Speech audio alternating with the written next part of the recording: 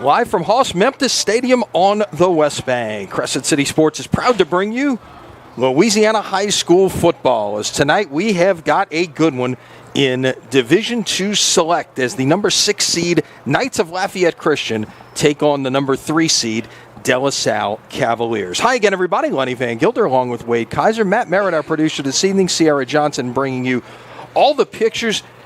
Wade, we've got ourselves a good matchup this evening. Maybe one of the best of the 32 quarterfinal matchups going on around the state tonight. And what jumps off the page at you, besides the fact that you've got two high-seeded teams with good records and have played tough schedules, is the fact that these teams know what it takes to get deep into the season. Lafayette Christian has played for a title the last 5 years. They won 4 in a row, got beat in the finals last year in Division III by St. Charles Catholic. De La Salle has been in the finals 3 times in the last 5 years. So you got a lot of guys on these two teams who know what it takes to be playing at this point in the season. Well, they're experienced. They know what it takes, like you said. And what jumps out at me tonight is the athleticism we're going to see right here at Hoss Memphis Stadium from both the Salle Cavaliers and the Lafayette Christian Knights. I mean, there's going to be athleticism all over this field, both offensively and defensively, and it's going to start with Lafayette Christian's quarterback, Jawan Johnson, who we'll be talking about all night long. And so that's the exciting part of tonight. You talk about all the teams left right now in the quarterfinals playing the night after Thanksgiving. All of these are good football games, but I think we're in one of the best ones right here on the West Bank. I don't think there's any doubt about that. There's 64 teams left. 64 teams got to practice on Thanksgiving Day. That means you've had yourself a pretty good year. You want to have yourselves a great year, you're still playing into December, and only one of these teams can do so tonight. Let's talk a little bit more about Jawan Johnson. We were watching him down on the field pregame. Yeah, he's a talented quarterback, around 6 foot, 175 pounds, maybe about a half inch shorter than that, but he's thrown for 2,714 yards and 29 touchdowns this year. He's run for 740 yards and another 9 touchdowns. You look at the recruiting analysis on him, they call him an athlete. Right. He's a guy that, maybe if you wanted to, he could go play quarterback somewhere. But in all likelihood, his future is in the secondary, maybe at wide receiver or something like that. And you've got to like what you see in him and what we'll get a chance to see over the next 2.5, 3 hours. Right. Well, he makes plays. That's the deal, right? And he can make them with his feet. And, I'm out there and I'm watching his throwing motion, and I'm watching him throw off his back foot. I'm watching him throw 3/4 sidearm. I'm watching him throw sidearm. I'm watching him throw underhand. I'm watching him throw overhand. I'm watching him drop it at a dime at 50 yards down the field. But he's moving. His feet are always moving. And, you can criticize his throwing motion all you want. Well, his back hip's not coming through. His feet just aren't perfect. But I think there's a guy in Kansas City that kind of lives up to that that term too, right? Yeah, exactly. He makes plays. And that's what Jawan Johnson does. And De La Salle tonight has their hands full defensively, making sure that they can contain him. And they contain number 7. They contain their offense. Yeah, and Johnson, just a junior, okay? He has a slew of offers out there already. LSU, Alabama, Georgia, Florida State, among others. And, again, that's based on his athletic ability, and he will find a place to play somewhere on the field. On the other side, this is the second time we've seen De La Salle this year. And, of course, we raved about P.J. Martin back in week 3 when we saw him against St. Paul's. And all P.J. Martin has done in 11 games this year is rush for 2,043 yards and 29 touchdowns. Caught another 6 passes for 97 yards. Also has a kickoff return for a touchdown. He's basically blown away every school record there is to blow away at De La Salle. And obviously the talent that has been there over the years, particularly in the last few years. That says a lot about what he has accomplished here in his senior season. Well, he lives for these type of games. He's their war horse, right? And he gets better as the night goes on. And when you've got a guy like that in your backfield, you feed him, right? And he just keeps getting better and better. Those 3-yard inside zone plays turn into 4.5 yards, and they turn into 5.5 yards, and all of a sudden he pops one for 11, then all of a sudden he does one pops one for 25 yards like we saw earlier this season against St. Paul's. He got better as the night wore on, and he's a physical downhill guy, and LCA's got to have a plan on how they're going to stop him tonight, because as he goes is how the De La Salle offense is going to go. Yeah, we're going to spend a lot of time tonight talking about number 7 in white and number 2 in maroon. As they go tonight, so go the fortunes of these two teams if they are to reach the semifinals. Before we get to all of the prelims, the national anthem, the invocation stuff, let's take a look at the Division II select bracket. We've said all year, this is a loaded bracket, Wade, and what has happened up until this point has not changed anything in that regard. So, on the select side in Division II, you've got 8 teams that are brilliant out there. I mean, any certainly 6 or 7 of these 8 teams contenders to win state championships. And as you look at it, we'll get to it here momentarily. But I mean, you're looking at teams like St. Thomas More, who's been to the championship so many times. Turlings Catholic, who's having an outstanding year. De La Salle, obviously. LCA, who's been to 5 straight state championship games. E.D. White, who played for a championship a year ago. Archbishop Shaw and Hank Tierney, they're maybe one of the outliers on there, but guess what? Hank knows how to get it done this time of year. And look, don't sleep on a team like John F. Kennedy, who's had a great year out of New Orleans as well. And the only one left on there, Madison Prep, they've played for championships as well here in the last couple of years. Well, so you're talking, right. Yeah. There's pedigree.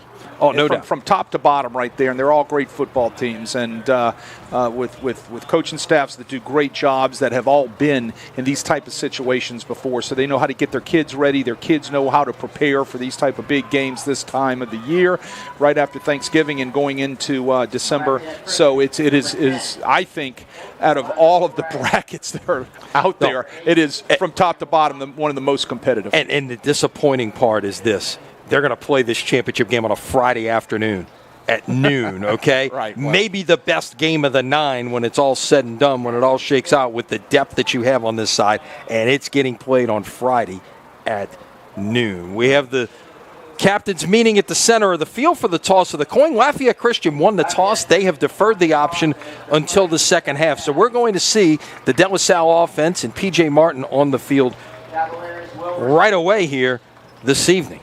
So we'll see. And one of the things, talking to Graham Jarrett pregame, Wade, one of the things that, he can do defensively, quote unquote, to deal with, the LCA offense is to keep them standing on the sidelines. Well, yeah. I mean, you want to move the chains, and you want to definitely win time of possession. Okay, let's pause now for our invocation to be followed by the national anthem here from Hoss Memphis Stadium in Harvey.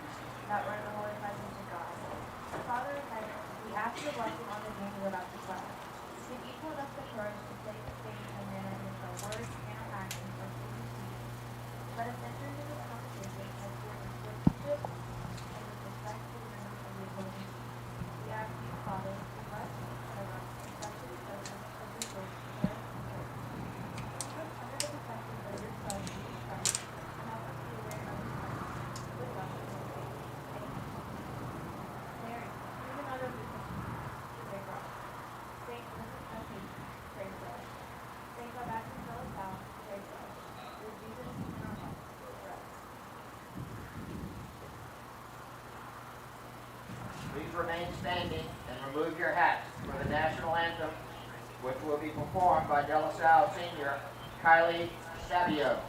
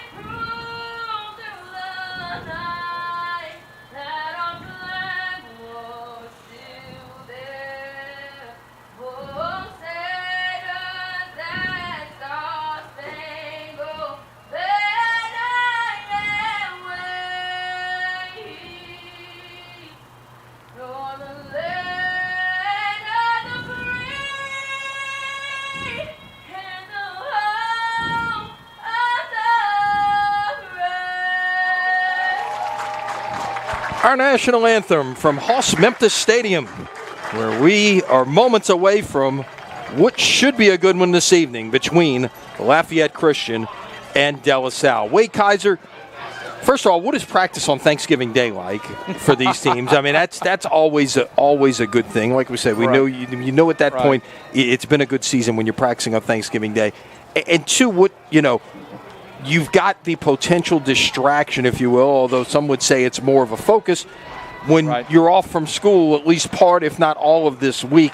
How does that change things in terms of your preparation? Well, routines change, right? Most teams usually go in the morning so they can have their afternoons or evenings free. So I would think that both of these teams went Thanksgiving morning. They got up and practiced early, did their walkthroughs, everything they would do on a normal pregame day. And then, they leave the facilities and they head home to their families and enjoy Thanksgiving festivities with the families. It's tough from a coach's standpoint. You would rather have everybody in school following a bell schedule so that way everything is right, online, on schedule, on a bell. But obviously the week of Thanksgiving, if you have the whole week off, you're going to have to change your plans a little bit. But practicing on Thanksgiving morning is special. And it's not only that you're thankful for everything that is going on in your life, but also thankful to be a part of this great game football and playing on, Thanksgiving in the quarterfinals. Here we go from Hoss Memphis. Kick is away and will be taken in at about the 2-yard line.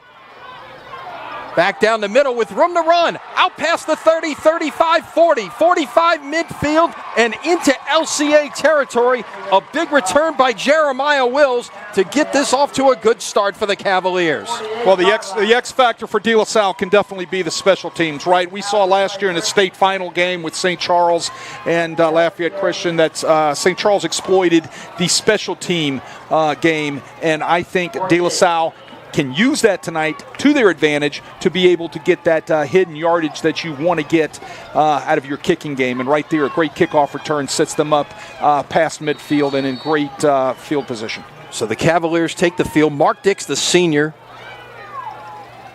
will operate this offense with P.J. Martin and Jeremiah Wills both in the backfield.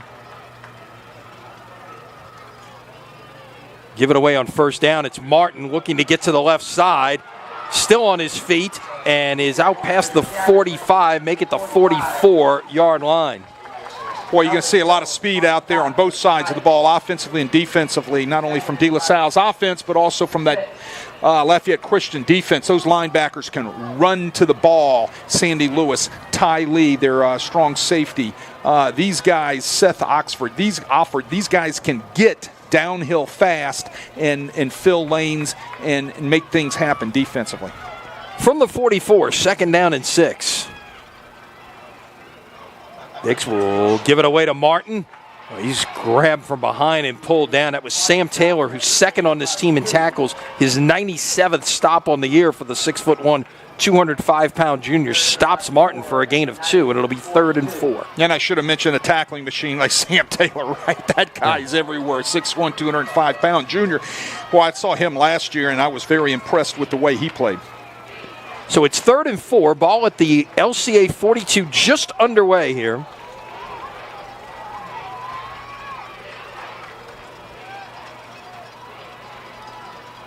Play action.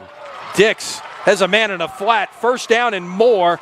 And Jason Banks, who's really their pass-catching back, looking to cut it back, just couldn't maintain his footing there and goes down at the 33-yard line. See the tight alignment right there. What that's going to do is give you a lot of room to work with to be able to get leverage out there on the defensive back, and Banks does that on the flat route. He gets leverage, easy throw and catch right there for Dix to Banks. Banks on the year. I'm sorry, that's only his 3rd catch. I misspoke there. Wills is more of the pass-catching back there, but they will use Banks in a variety of roles as Martin tries to get to the edge, and he is met by a host of white shirts led by Bennett Duran, the 6', 180-pound senior, 54 tackles on the year, and he brings down Martin for a loss of 3. You do not see P.J. Martin brought down for negative yardage very often. You see the G scheme right there? Got the guard kicking out on the outside linebacker. He needed to stay inside of that. He didn't press that hole. He got a little quick to get out there. It's not out there. That's when those safeties are going to come flying downhill to be able to wipe you out. Bring a receiver in motion in the backfield. Now give it away. Martin's got not much running room there. Tries to bounce it. Might have gotten a yard. Lost his helmet in the process. They're going to call it no gain, I believe. And check that. That wasn't Martin that lost the helmet. That was one of the defenders, Jonathan Moore-Leday, who will have to come off the field. And it's 3rd down and 13. They're going to take every advantage that they can, especially on that the clock, right? They're going to try to run that thing all the way down, try to keep that potent Lafayette Christian offense off of the field. So they're going to take it all the way down under 10 seconds and drain that clock as much as they can. Play action on the slant. Receiver could not hold on. It was in and out of the hands of LeVar Fortenberry, the junior, with 10 catches on the year. That might have been a first down if he was able to hang on to that weight. So 4th and 13, and the Cavaliers are going to send on the punting unit. Yeah, it's play action all the way, hitting the slant. You can see the inside out, got slant by 1, rail by 2, hit number 1 on the inside slant. Where do you want to hit them? In the hands. You got to catch the ball in these big games like that. Josh Scott is handling the punting. Got one more up back coming out there late. Scott, who also is a tight end fullback on this team, averages 32 yards per punt, will kick this one away. He's looking kick. He drew the defense the coverage the other way. The ball went to the far side of the field. The coverage saw the returner peeling out of there, but still it is down at about the 6-yard line. So LCA is going to have some work to do here. Backed up a little bit with 8:38 remaining in the first quarter. The Knights offense takes the field for the first time. Gives us the chance to remind you that tonight's coverage of Crescent City Sports brought to you by the Lamarck Motor Company in Kenner. The Lamarck Pre-Owned is a huge selection of pre-owned vehicles, all makes and models. They even have great deals for under $12,000. Must be a reason. From the 6-yard line, first look at Jawan Johnson. Finds a receiver quickly, and it'll be a first down and more. Out to T.J. Marzell.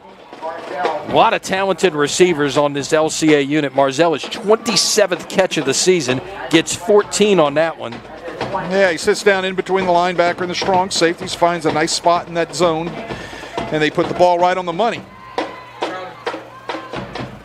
On first down, give it away. Room to run, and out past the 40-yard line, near the 45-yard line. That's Dudley Jackson, who had 356 yards rushing coming in, but pops a big play there for a gain of 23. Make it 23 yards on the run. Well, I guess you could say that's counter, right? They pull the backside guard and tackle one way, give the ball back against the flow. The problem is you get your eyes up on those linemen and they taking you away. It just kind of takes away your reads a little bit from your linebackers. Pass is caught.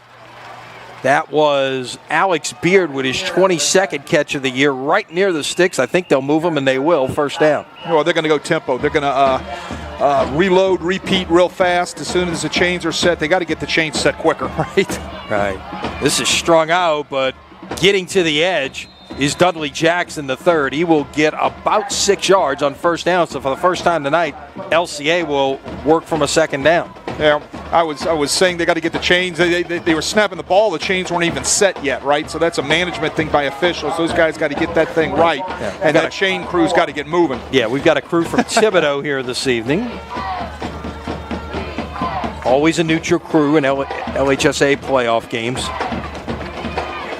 Jansen will turn this way and step out of bounds after a gain of 1. Nice job that time. Nice adjustment by the Cavaliers. Well, they had it covered, right? He was looking for the back out of the backfield on the flare. You'll see it's covered nicely, but here's what Juwan Jackson does well. Oh, that's covered. Let me just kind of scoot on out of here and make something happen with my feet. Yep. 3rd and 3. Give it away, and it's blown up in the backfield. No gain as Jalen Noel was on the carry and could not get but anything more than the line of scrimmage, and now it's 4th down and 3, and it looks like LCA is keeping its offense on. Yeah, Kedrick Richardson comes off of his edge and makes a nice play right in the backfield. We'll call his name a bunch tonight, the 5'11", 228-pound junior. Seems like he's been there 4 years. On 4th down and 3, pass is caught. 1-man miss, 2-man miss, still on his feet, and into the end zone for a touchdown goes Trey Grogan. Well, that's what you can't do with these guys. You can't miss tackles. Number one, you got to get underneath the slant because they love the slant route. Linebackers got to get to the inside hip of this. The ball's right on the money, but then when you got a chance to tackle, you got to make a tackle. And right there, the tackle wasn't made. Matthew Betty misses the tackle right there, and they walk into the end zone for the first score of the evening.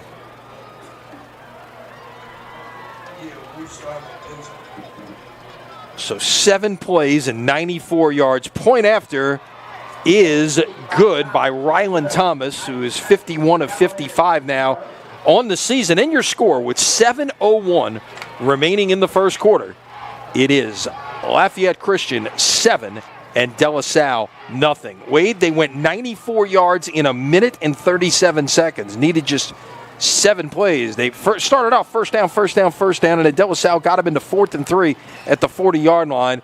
And Johnson making the big play with his arm, and Grogan with his legs did the rest for his 9th receiving touchdown of the year. Johnson, his 30th passing touchdown. Well, Eddie Jaguar, talking to him before the game, I mean, he made great emphasis on that they got to tackle, right? Because some of these guys, you can't catch them in a phone booth. And when you square them up and you got a chance to make a tackle, it could be a touchdown-saving tackle to give yourself a chance to play another down. You got to make that tackle. So that'll be addressed on the boundary, I'm sure. And, we'll see how they react when they come back out in the next series. Defensively, that is. Of course, we'll be keeping an eye on all of the games going on around the state. Encourage you to do the same on our All-State Sugar Bowl scoreboard at CrescentCitySports.com. One game got an early start this evening. You get to this time of year at Tad Gormley, you kick off at 6 o'clock because of Celebration of the Oaks also going on. And Brother Martin got out to an early lead against Northwood of Shreveport. This will take a couple of hops. Did it? Let's see. No, it's a touchback. Okay, that went out right at the corner of the end zone. Didn't know if it bounced out before it hit the pylon or went into the end zone and then bounced out of bounds. Indeed, it's a touchback, and the Cavaliers will start drive number 2 at the 20-yard line. The returner was right on top of it and watching, so I'm sure he had a better view of it than we did up here. But when you're looking at it up here, you just kind of start cringing a little bit, right? So. Ian Robichaux is a kickoff specialist for LCA. He does not handle placements. He just handles kickoffs, and that's his 14th touchback of the season. So here come the Cavaliers back on offense. Second possession. Got 1 first down the first time through. Give it away to Martin, and he's got room to run. And he will not be caught. 80 yards for the touchdown, and there's your answer. There's your answer, absolutely. They hit it on the counter. They hit it right up the middle. That's what I'm talking about, pressing the hole. You got to press the hole and stay in it. It'll open up. You just got to be patient. He stayed inside out of the kick-out block. The backside seal got up on the linebacker. He busted in the secondary. When he's in the secondary, there's not many people that are going to catch him. That took 11 seconds. LCA needed a minute 37 to go 94 yards. P.J. Martin needed 11 seconds to go 80.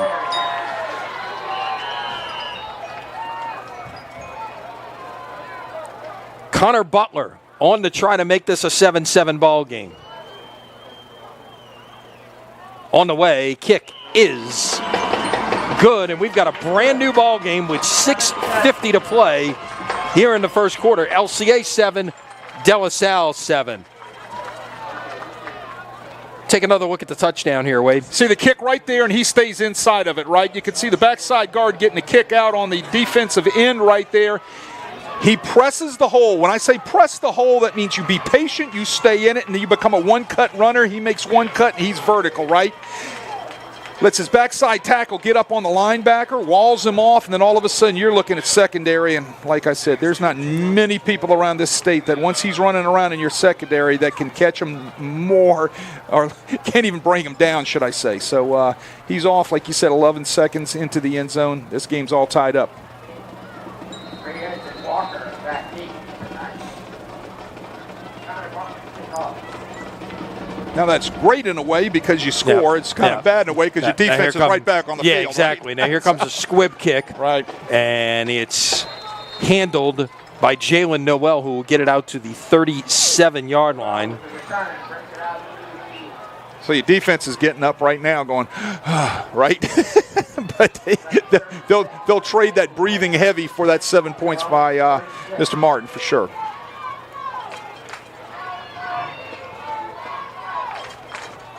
Be interesting to see what type of adjustments are made here defensively for the Cavaliers.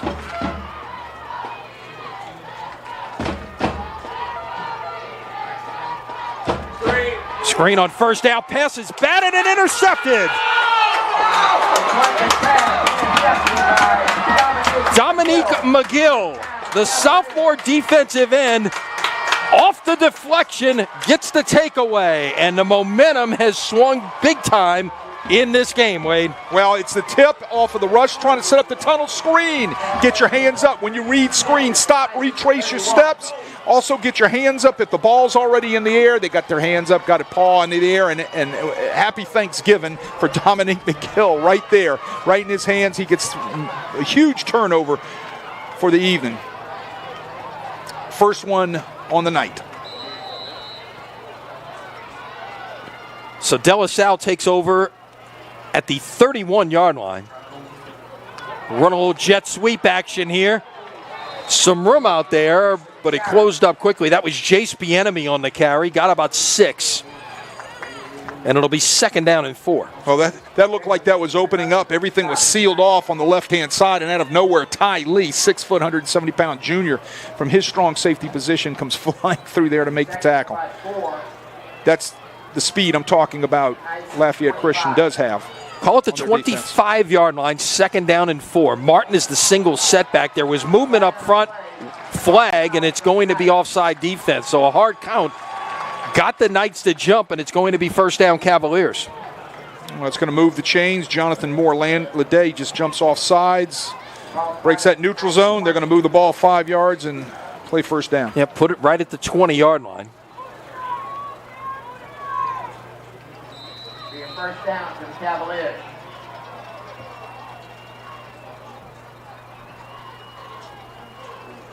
Give it away to Martin. Looking to bounce, stays behind his blockers. Flag is down. Martin got to the 11, and I think this one is coming back as Enrique Nat had had a bit of a grasp on an LCA defender there as he was applying a block. Yeah, they were doing a little waltz, right? Yeah. So here's the kick out right here. There right it is. The hand behind, grab the jersey, take down. You see it. In a wrestling terms, that would be 2 points, I think. So Sam Taylor was the defender. Right, but I want to go back to it and take a look. You saw how patient P.J. Martin was that time setting it up. Yeah, well, we've got a second. Let's take one more look at the replay if we can there, Matt, so we can take a look at some of the blocking out there. This is going to be a 1st down and 21. You know, patience is the name of the game when you're running the counter. Here we go, running, and that's going nowhere fast. Jeremiah Wills on the carry, lost 2. Well, here's another look at it. See, watch. He stays inside. See how he stays inside of the block? Let it set up until he gets the little numbers on the side of the jersey of his offensive lineman, and then he gets north and south. That's just being patient. That's the way you set your blocks up, especially when you're, running some sort of pin and pull scheme, right? You're pinning everything down, kicking, sealing, and you want to stay inside and stay patient, and that's what he does really well. When you get outside and impatient, that's when you run into those safeties flying downhill. 2nd down and 23. Roll out, pass, wide open, caught. 10 inside the 10 to about the 8-yard line. That is Josh Scott with his 3rd catch of the season.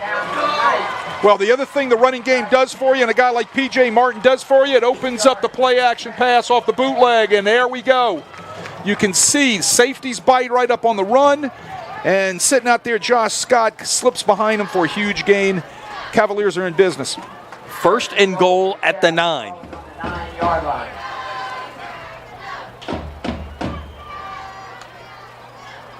You would think we're in the P.J. Martin zone here. Most people would call it the red zone.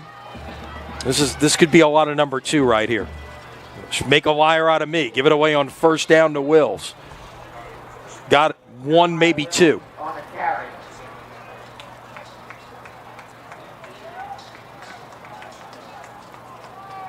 Well, get back to using that clock again too, right? Okay, exactly. So you want to run and expire that the clock as much as you possibly can, and give that defense a little bit of a blow.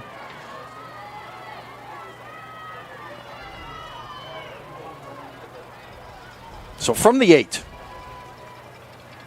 now Martin is the single setback alongside Dix.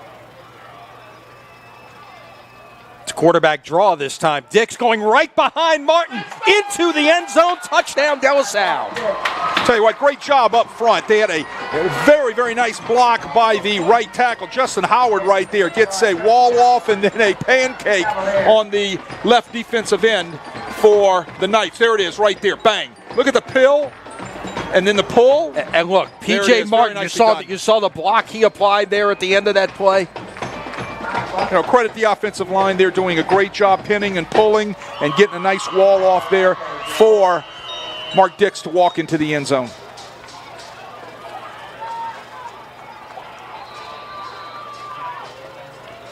So 13-7 Cavaliers with a chance to make it a 7-point lead. Connor Butler's kick is good, and your new score with 4:17 remaining in the first quarter, De La Salle 14, Lafayette Christian 7.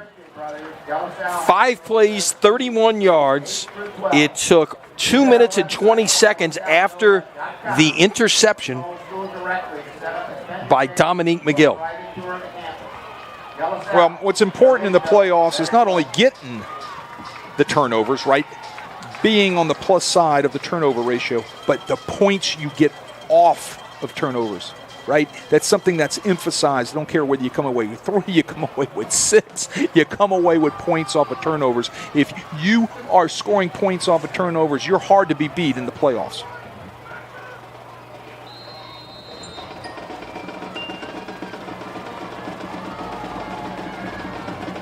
It's another squib kick. It's handled. First man misses, and LCA is going to start with some pretty good field position out near the 45-yard line. Well, Connor Butler, the kicker, made the tackle there. Credit him one on the statistics sheet. It's always great when your kicker comes up to make a tackle, right? He'll be showing that to his grandchildren years down the line. Look when I knocked this guy out of bounds right here, right? So the Knights will start it at the 44. This is, I don't know, is this the kind of game maybe you expected to? I didn't necessarily expect 14-7, 8 minutes in. I thought we were in for, maybe more of a defensive struggle. Well, when you've got this type of athletic talent and skill set running around out there, you can get some points scored real quick. Trips to the top of your screen. Johnson stepping up, firing, pass caught, and still on his feet, finally going down at the 35-yard line. That's Alonzo Reyes. It'll be a gain of 21. Well, if you can't get to him and get him off his spot, you're going to sit and play zone behind it. Sooner or later, if you're going to protect, he's going to find somebody, right? Or he's going to move around to find somebody, and that's what he did there. Give it away on first down. Trying to get the edge, it does. First down and more, out to about the 23-yard line goes Dudley Jackson. Do you see the amount of speed that they have in their skill, right? These guys look like, in white jerseys, like they're shot out of a gun. Now, these cats can run. Speaking of running, Johnson's trying to. Now he'll stop, fire, pass out of the back of the end zone, incomplete. Smart play. Just take it, throw it away, live to play another day, right? De La Salle did a nice job pinning them in there, surrounding them, corralling them, should we say, and nothing open. What does he do? Yeah. He just throws it over his receiver head, flicks it out of bounds, and let's line up and play second down. And that was one of the points of emphasis that Graham Jarrett made to me pregame. You got to keep Johnson in the pocket. You can't let him become a runner. You're right, it is hard. You can do it a lot of different ways. You got to change some looks. You got to make him make some decisions. But he's made some plays, and he's also made one big mistake thus far.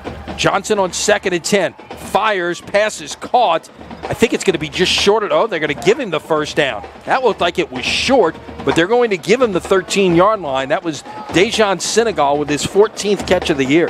All right. And you know what's interesting to me, Wade, is he's spreading the ball around. I mean, he had a bunch of different receivers with numbers coming in, but Johnson's spreading the ball around.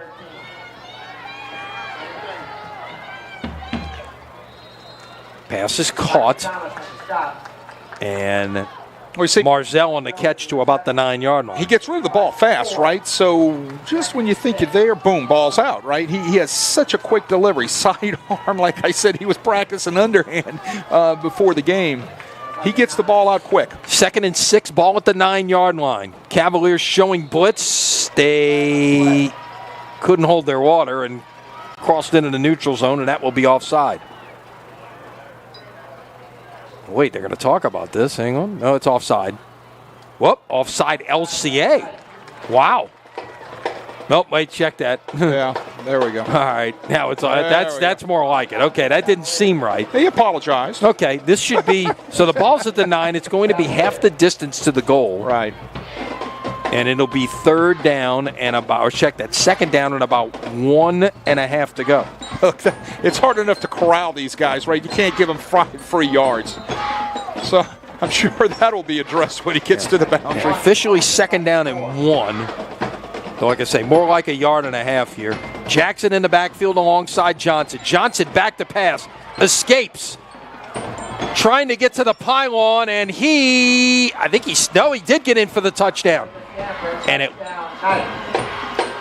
boy, he showed you his elite speed right there. Jawan Johnson, who's getting recruited as an athlete, is a pretty good quarterback, but you saw just how well he can run right there as he got forced out of the pocket and just took off to the edge. Take another look. Look at the replay. Watch Dominique McGill, number 7 right there, come from his defensive end position. He says, well, I got this guy. I got him. Not so fast. Not so fast. All right, now, Dominique McGill isn't slow himself. 5'11", 209-pound sophomore, young defensive end, right? He just didn't have a good enough angle, and he just wasn't fast enough to catch that cat. That cat can get it. Point after is good. 6 plays, 56 yards, 1:46 on the drive. So LCA's 2 scoring drives have gone 137 and 146. They can get it done in a hurry, and we've got a 14-14 game. Just like that. You know, with your skill set running around out there on both sides of the football, right? We could have a bunch of, what's the over-under tonight? Right? I mean, we could have ourselves a high-scoring football game, but it's all, look, these guys are great athletes, right? And you can just look back to that last pass right there. When Jawan Johnson makes up his mind that he's going to skedaddle out of there, right, you better have right angles on the guy. You better make sure you're running to where they're going to be, not to where they were, because all of a sudden you blink and he's gone.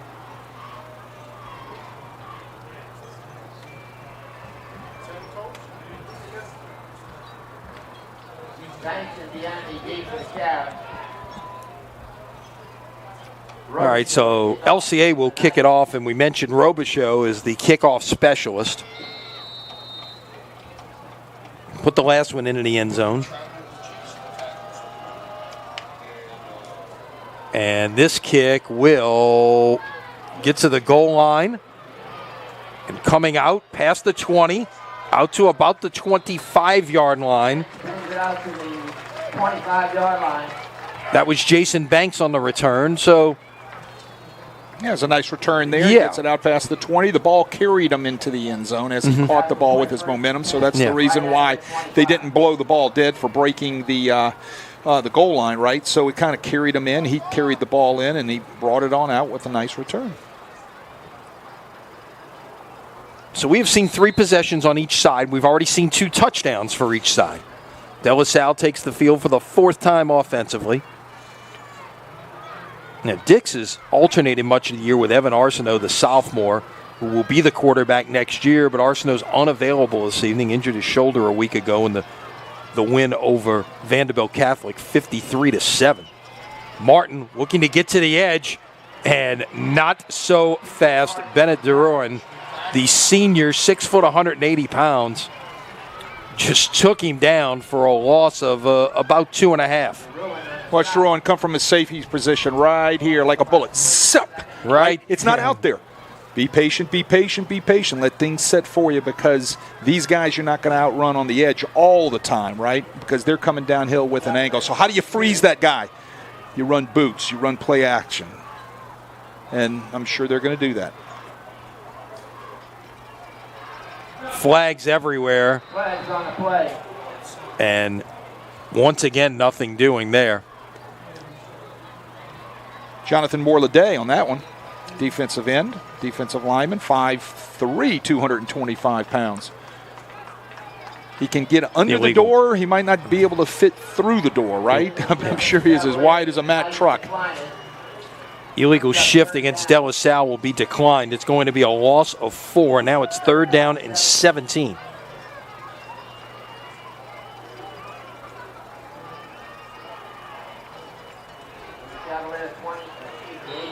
This is where you can't operate. We say this every week. You've got to operate within the chains, not behind the chains, and have those penalties. Pass is caught. Gets some of this back, maybe more. Almost got it all back. A nice looking play that time from Dix to Bieniemy. Needed 17, got about 15, so it's going to be 4th down and 2. And the punting unit will come on. Very nice play design. Sets up the screen off the toss right there, the fake toss. All you got to do is kind of point that ball out towards P.J. Martin, right? And you're going to get a lot of jerseys running towards number 2. That sets up the little screen, and they just end up a little shy out there. Forces a punt by De La Salle.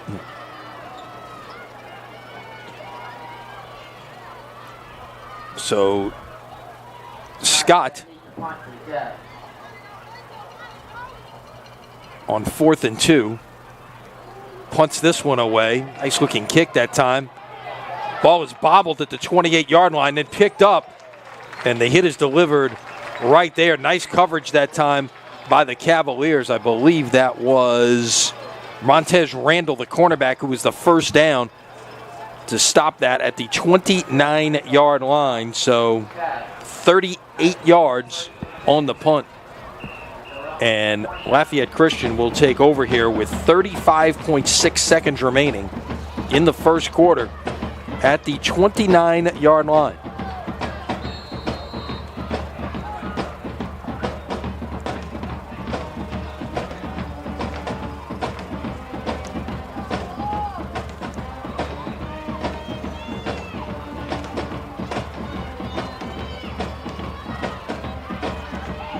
Motion the back out.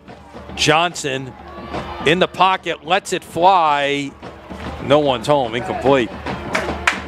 Well, I'm guessing that was intended for Beard, who might have fallen down on the route. Right, and slipped, kind of got knocked off of his route a little bit. And Juwan Johnson throwing it out there, hoping that he would be there. That can be dangerous, right? So when you better know where you're throwing that football. Sometimes when you just throw it out there to a spot, and there's no receiver, sometimes there's the wrong color jersey. That can always work against you. No doubt. 2nd and 10. Ball at the 29-yard line.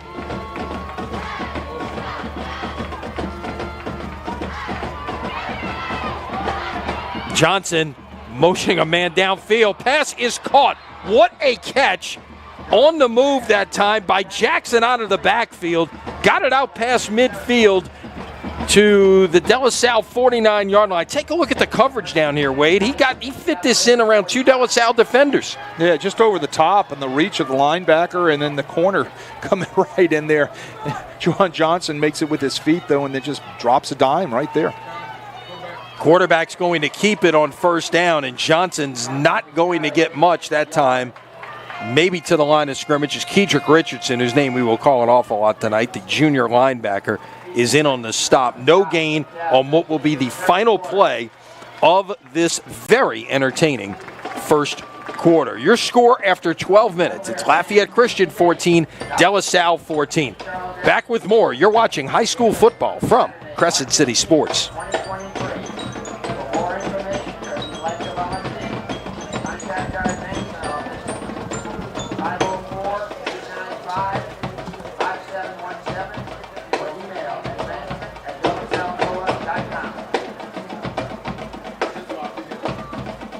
Salle is pleased to announce the sports medicine partnership with Children's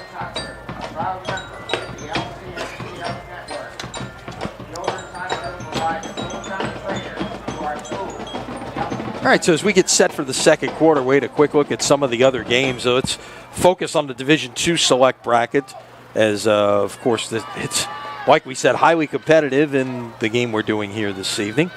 The winner of this one takes on either Turlings Catholic or Shaw, and Hank Tierney's got the Eagles off to a good start, 7-0 lead in the second quarter over the second seed Turlings. On the other side of the bracket, E.D. White leads John F. Kennedy 7-0 first quarter. Also first quarter, St. Thomas More, the top seed in this bracket, leads Madison Prep 7-6. So, like we said, this will be competitive. This Division II Select the rest of the way, and we're seeing that out on the field right now. Well, I got good football coaches in every one of those schools and every one of those programs that have been there before, like I said earlier, and their kids have been there before, so they know how to handle it. With maybe the exception of Archbishop Shaw, right? But the coach has been there. Yeah, he's done it. Right. Hank Tierney has a staff of veteran guys, and they know how to get their kids ready. We got to see them, I think, week 1 or week 2 of the year. Week 1, yeah, and they were having some struggles, right? Yep. And he's really got things going. Johnson's got a man. Broke free. It steps out of bounds at about the 15-yard line. That is Reyes. Gain of 34 on the play. Well, you kind of see the strength of Juwan Johnson's arm, right? He kind of flicked that out there. That ball just we're one play, spot, right? Yeah, we're one play into the second quarter, and Johnson has already thrown for 155 yards. Johnson. Rolling, stopping, looking, nowhere to go. Now he turns back upfield. He's got room to run now. 15, 10, 5. Did he get to the 5? Yeah, they'll give him the 4-yard line, and that's a first down.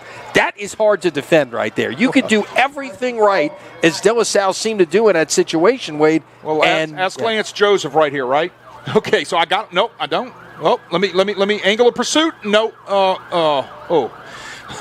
He just ran out of gas, and Lance Joseph did a nice job containing him, just couldn't keep him contained.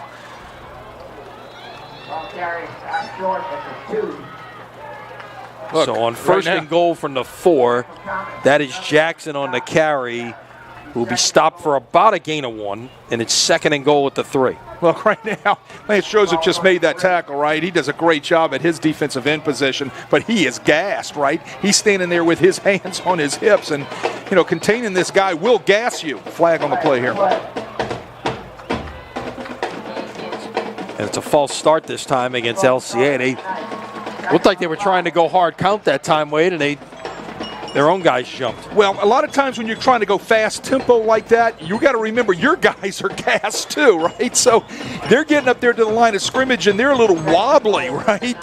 They lean a little bit, maybe rock back in their stance a tad bit, and all of a sudden that flag's going to come out. So it works both ways, right? It just isn't the defense that gets gassed. Your guys offensively, because of the tempo, feel that way also. Second and goal at the 8. Johnson sprints right. Getting pursued, flicks it, and nearly intercepted in the end zone. The defender had perfect position that time. That was Malik Cornelius, the freshman corner, who was right there to make a play, but just couldn't hang on. I think that the wide receiver may have actually played a little DB on that one to help break that one up. Right, bad decision, right? He tried to force that a little bit, make something happen. That's one of the ones you want to just toss away. You're down here. You don't want to give up that pick down inside the red zone. Third down and goal. Trips to the top of the screen. 2 men to the bottom. So an empty backfield with 5 men going out on a route here. De La Salle stays in cover 4 here. Yeah, they've got 7 men in coverage and 4 looking to rush. Pass incomplete. It could have been intercepted again. Should have been intercepted. It hit him right in the breadbasket. Didn't get the number of the DB. That looked like 29, I believe. 29, Matthew Betty. Yeah. Our Betty right, it hits him right in the stomach. He jumps the route, which he was doing from his safety position, and ball hits him right, I think, in between the numbers. The 2 and the 9. Let's see. You get another look right here. See the number 3 receiver coming across right there. They try to force it in there. That gives Bed-Eye. They're covering the number 3 receiver with the backside safety. He jumps the route. Should have picked the ball. Ryland Thomas, who's 3 or 4 in field goals on the year, will try this one from the left hash from 25 yards. Kind of a tough hash on this shorter kick, but Thomas handles it and gets it through. So I guess you could call that a little bit of a win right there for the De La Salle defense in a goal-to-go situation, holding LCA to the field goal. Look, I think I kind of didn't do too well in math. I think if I can score touchdowns and I can hold them to 3, I think I'm going to win a football game, right? So if they're going to get down inside the red zone, you got to force them to 3. You know, it's the old NFL adage, right? We score touchdowns, just hold them to 3 once they get inside the 50-yard line.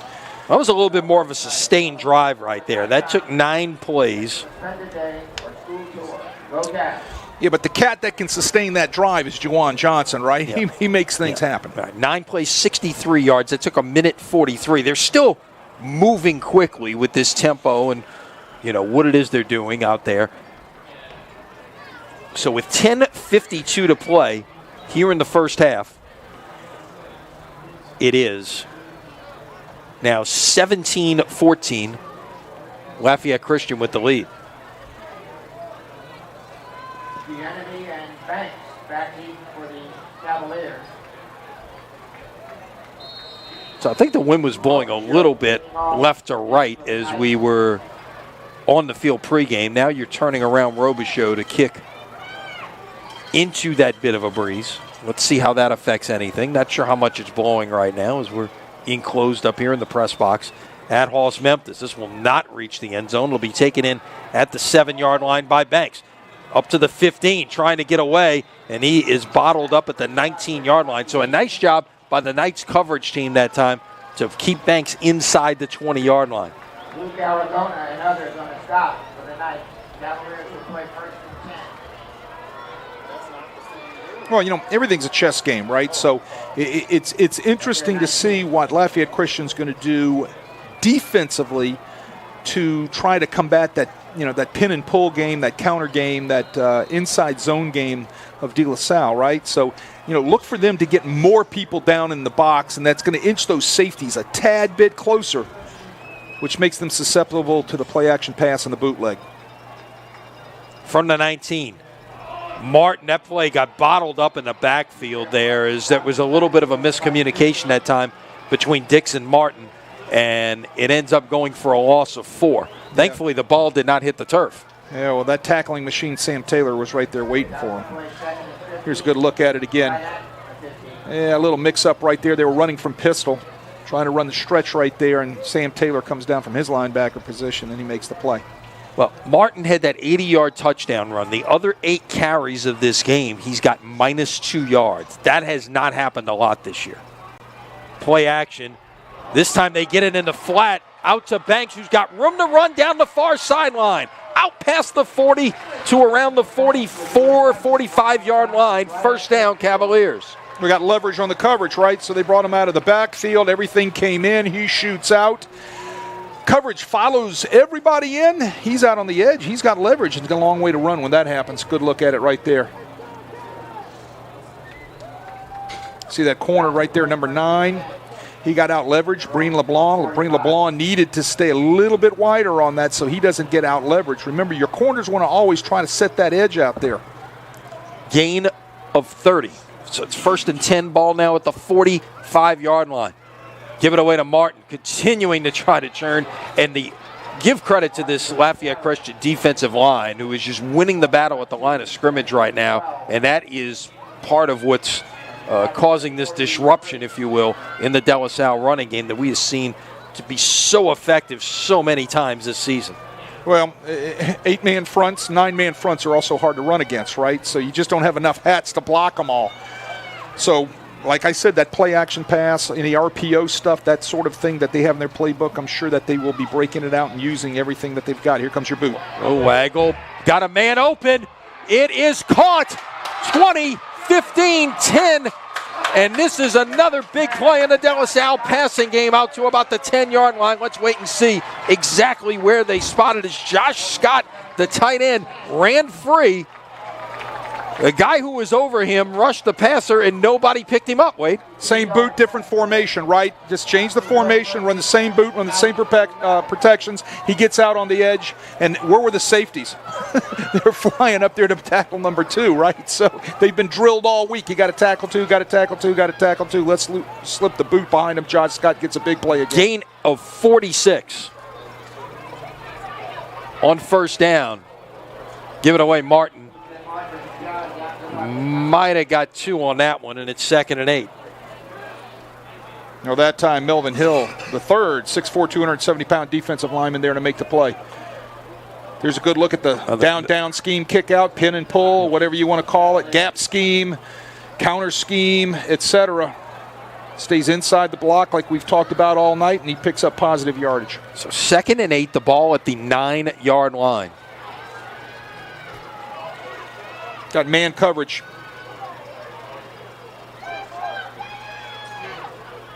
Martin got room inside the 5 down to about the 2-yard line. All right, so when you're going to take people out of the box, right, you're going to go out there and line up and cover man on your number 1, 2 receivers, right, to one side and the other side. So now you're playing with blockable numbers. The block by number 31 right there coming inside to make that block was Troy Williams, the fullback junior, makes a great block on the linebacker right there to pop Martin. Right.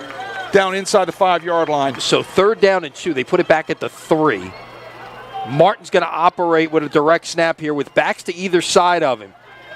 And blockers, and he is into the end zone for the touchdown, and De La Salle regains the lead. Again, Troy Williams, fullback in the backfield with Martin that time, lays a huge block in the hole on the defensive back to spring Martin into the end zone. Watch 31. Trace him right there. Here comes the block. Bang, right there. Great block. I think Justin Howard, the right tackle, was injured. He's down still at the 5-yard line. You hope for the best there, but he had his helmet off and looked to be in some pain there. We'll see what that is all about. Yeah, they're looking at his left knee, shin, ankle area.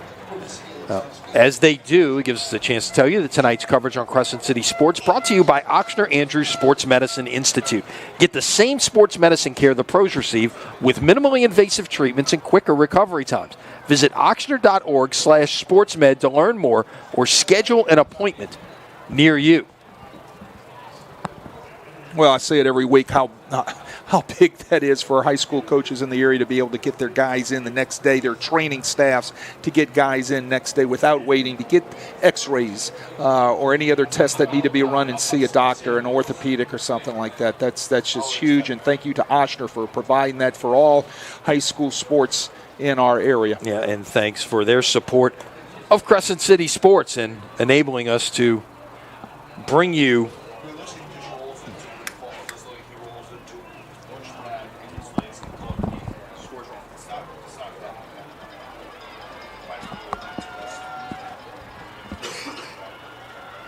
So the Lafayette Christian defense going to go over and have a chat here while they continue to work on Howard.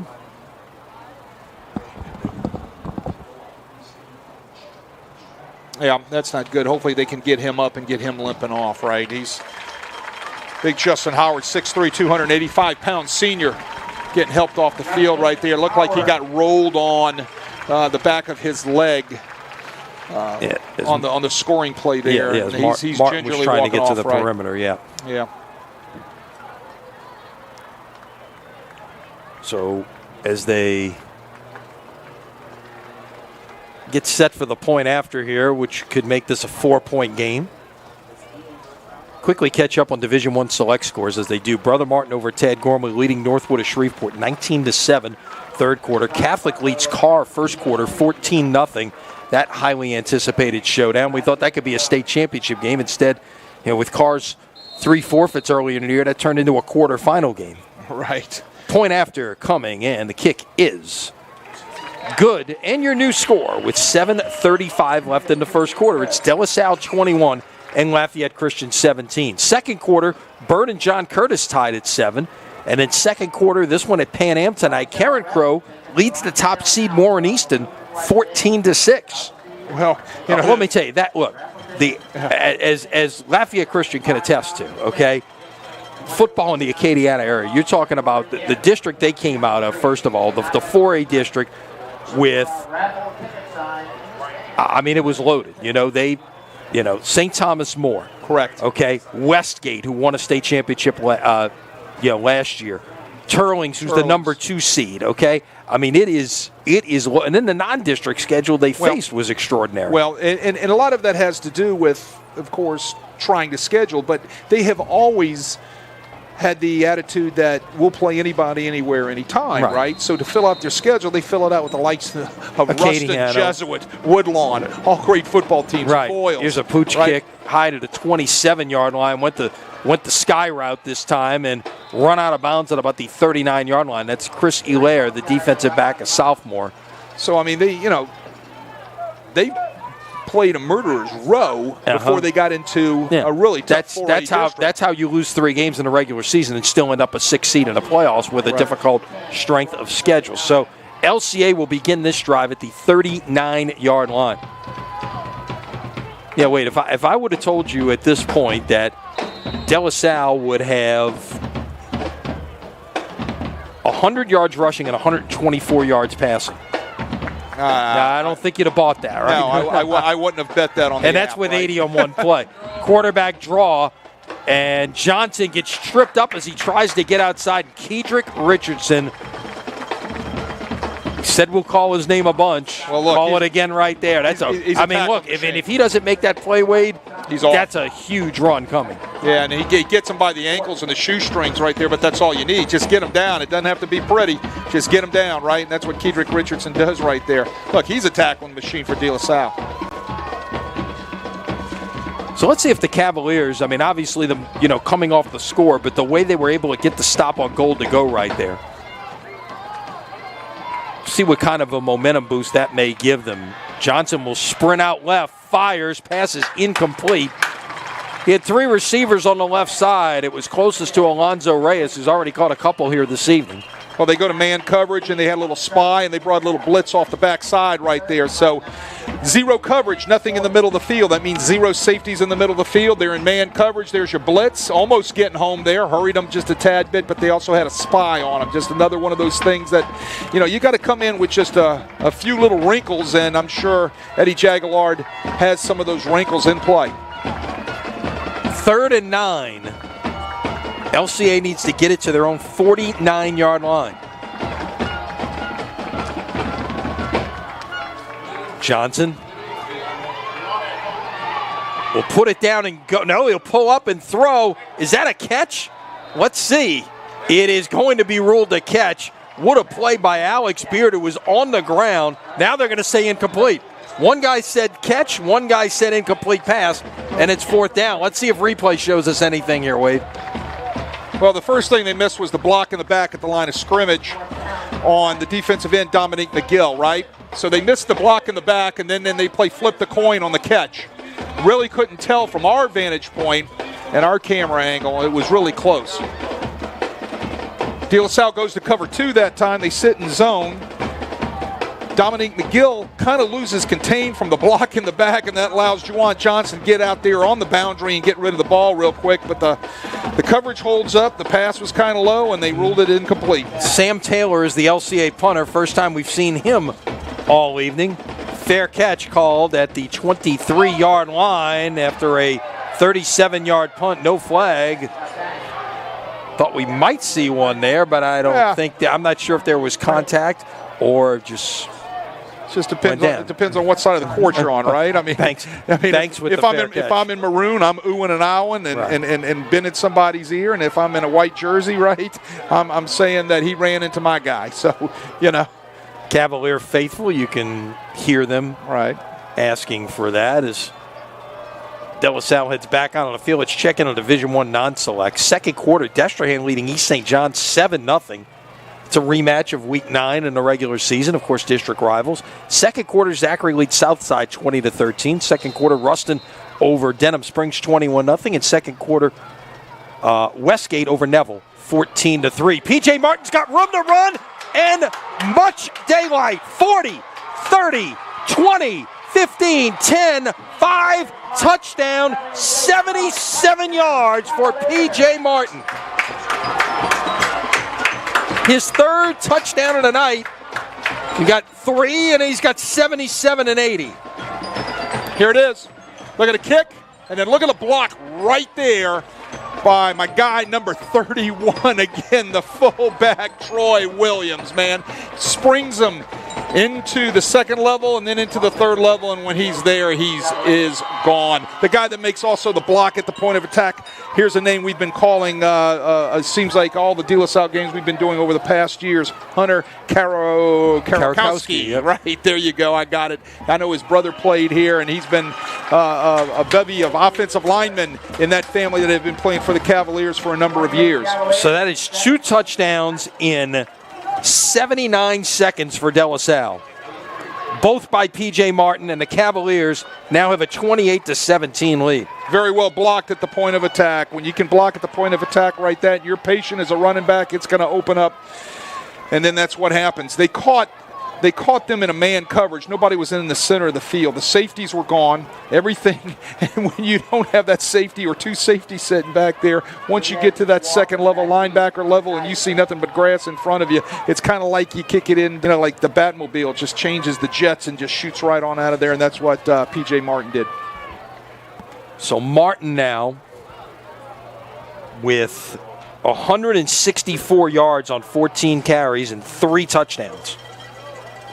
He's got 157 on 2 runs, and LCA, to their credit, has held him to 7 on the other 12. It's just that you can't take away that 157, can you? No, you can't, but you got to credit P.J. Martin for being patient, right? I mean, and I'm sure all week, Graham Jarrett was telling him, look, you're gonna get knocked down for some losses, but you're gonna get some numbers, so just be patient.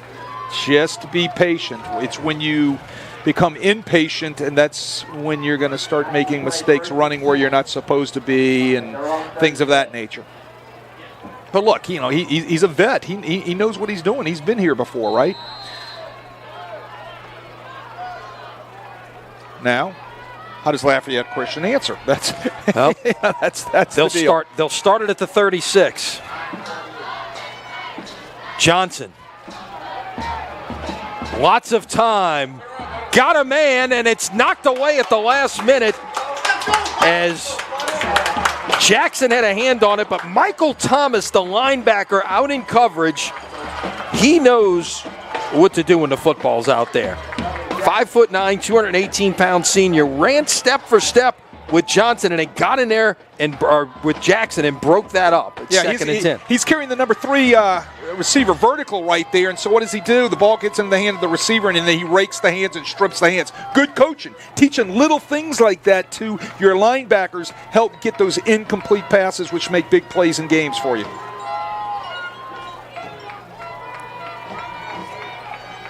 Johnson rolling, firing, pass is caught, and this is going to be a touchdown for Lafayette Christian. The De La Salle defender fell down as Grogan came back to the football, and that becomes a 64-yard catch and run for the touchdown, and it is a 28-23 game. Well, Cavaliers bring the house, right? They bring 2 AA gap blitzes. They do a nice job containing on the edge. Juwan Johnson gets away from it. Oh, my goodness, we didn't get to see the beginning of the play. He gets away from it, and he still drops that dime out there, right?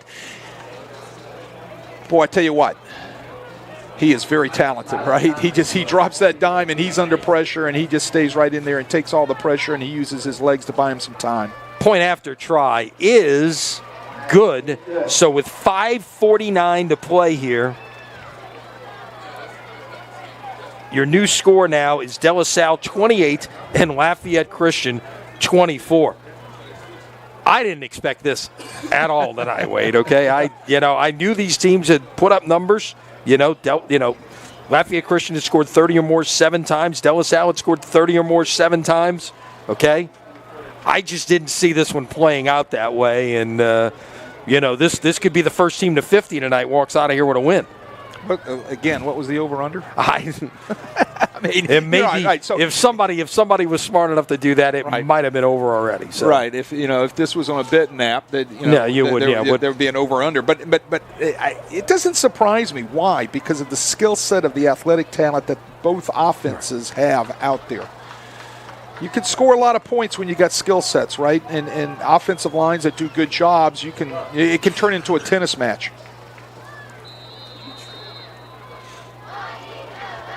But what was impressive about that play was Juwan Johnson and how he evades the blitz. Hangs in there and just drops that thing down the center of the field right into the arms of his receiver for the touchdown. Kickoff taken in at about the 6-yard line. Room to run. Out past the 30, 35, 40. 45 midfield and finally thrown down. That was Hilaire on the tackle as a big return that time, once again by Banks, to get it out into LCA territory, call it the 49-yard line. Well, that's that plus yardage. It's the second one we've seen tonight, right? So they're starting again on the plus side of the 50. That's huge, right? So, you know, when you can get those hidden gems on your special teams, those could be the difference in what's going to happen in a high-scoring game. Set up a score, and you never know if that's going to be the score that's going to, like I said, put you over the top. So from the LCA 49, Martin in the backfield, hit quickly at a loss of 2, and it'll be 2nd down and 12 now as the Cavaliers move back on their side of the 50-yard line. So Martin's popped the big plays, but that's now the 6th time tonight that he's been hit for a loss or no gain.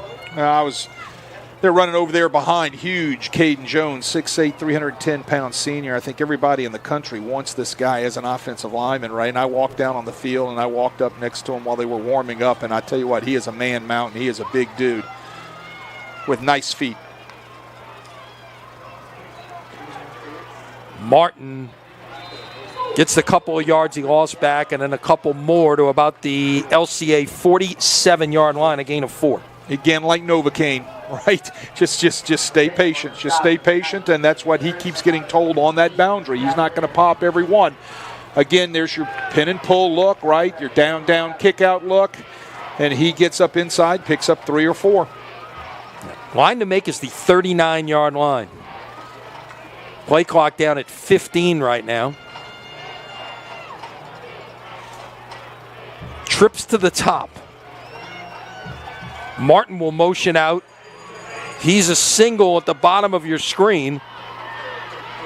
Pass is caught to Martin. They got it in his hands that way, and he may be gone down the far sideline. 10, 5, touchdown.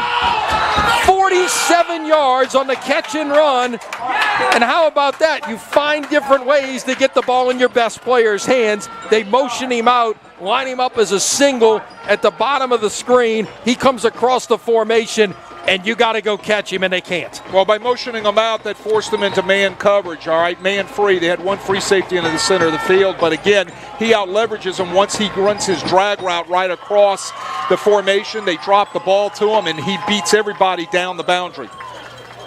Yeah, you got to think, you got to think players, right? And how are you going to get the ball into the hands of your players? So you're going to design things to make sure you get the ball in the hands of the players. But also they know probably all year long watching them play that when you go to empty, they're going to go to some sort of man-free coverage, and that's exactly what they did right there. They matched them up with the safety, and that's usually a win-win every time for B.J. Martin. If he singled up on a safety, and he was singled up that time on the safety, all you had to do was get the ball in his hands, and the rest is history. Great scheme, great scheming up the defense, great throw and catch. So Dix tonight, 7 of 8 for 171 yards. And Martin has scored 4 touchdowns here this evening. 3 on the ground, 1 through the air. Dix has a rushing touchdown. And De La Salle has 34 on the board, waiting for 35 as the injured LCA player will head back to their bench. Dix came in with 176 yards passing. Yeah, and look, right? he shared time, but yeah, that's right. he's got 171 yards in 20 minutes. Right, so he's what 5 yards shy. Yeah, basically has matched his numbers from the season. Yeah, crazy. He had 16 completions in the regular season. But that's what a running game does for you, correct? And that's what a guy like number 2 does for you. Whether you throw it to him or he's going to run the football, it's going to have an effect on the secondary. You just got to be able to get the ball into your guys' hands. Kick is good. So with 4:03 to play here in the first half, 5, Lafayette Christian, 24. That was 3 plays, 49 yards, and it took 1:46 off the clock. That gives you an idea just how deliberate De La Salle is being in trying to run some play clock and things like that. I'm not sure Lafayette Christian has had a drive yet that has taken 1:46, have they? No, they haven't. They're not worried about a play clock. 27 seconds. They get the ball. 1:43. Right. 1:37. 1:46. So they had 1:46 drive is their longest one. That matches the longest LCA drive of the night, and that was a 3-play De La Salle drive, just milking that play clock. You know, they're like Richard Petty. They just get in the car and they turn on the ignition and go, right? They're not worried about a clock. They're not worried. Just let's go. Yep. Here's a squib kick down the middle this time. They went away from the pooch, picked up on the run, and nicely handled that time. It was a little bit of a juggle, but still, that was Elair who came away with it and gets out past the 40. Let's see. I believe they're going to put it down at the 42-yard line. Well, you can see what De La Salle's game plan is not to kick the ball deep to the 2 guys back there in the back, right? So they're going to do everything they can to put the ball into the up back's hands. They feel like they have a better advantage with the amount of speed and athleticism. So they're going to put that ball on the ground, or they're going to sky it to them one way or another. They're going to get it into the up back's hands. Blitz.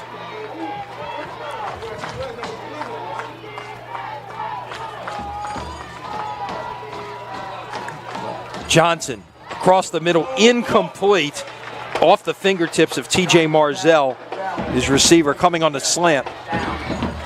Don't see that too often, right? He comes on the slant and he splits the linebackers, and you don't see those guys drop too many passes, right? Ball's out quick.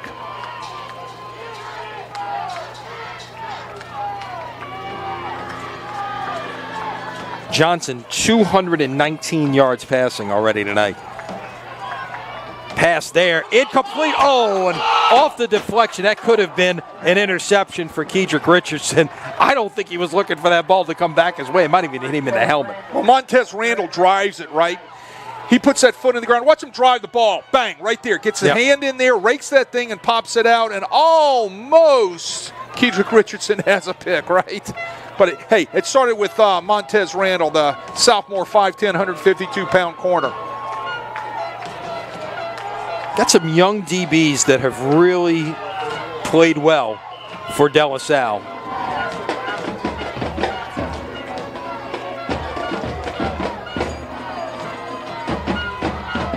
On 3rd and 10, Johnson steps up, fires, and it's incomplete, and it could have been intercepted again. That's 3 or 4 chances already tonight, Wade. They've got the 1 pick, and there's other opportunities that have gone by the wayside, and the Knights are going to go 3 and out for the 2nd time. Watch Drew Poche. He's back there at safety. Normally plays linebacker, but he jumps that right there. He jumps number 2 vertical. Gets right in there and almost pick it. The ball's a little late coming out that time by Juwan Johnson. He needed to hit that a little bit sooner on the vertical route by number 2. But great job by Drew Poche, stepping under, almost had a pick himself. So the Cavaliers get a 3 and out, and the Knights will punt it away. Fair catch. That should be a flag. And it will be a flag, and this will... Right. Well, that's will fair be dead catch at the 40-yard line. Yeah, fair catch interference, and...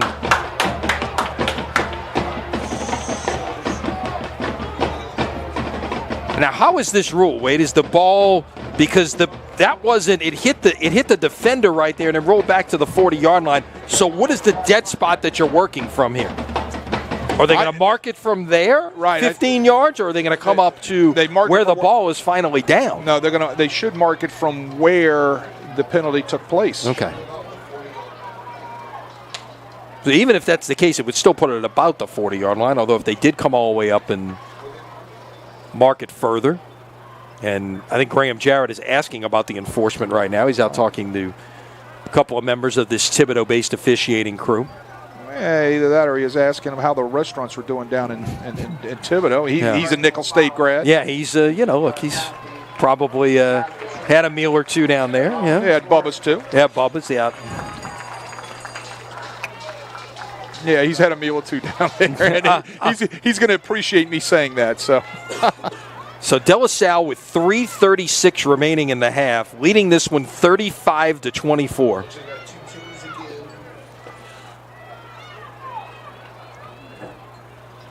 Will operate with 2 in the backfield alongside Dix. That's Martin and Jeremiah Wills.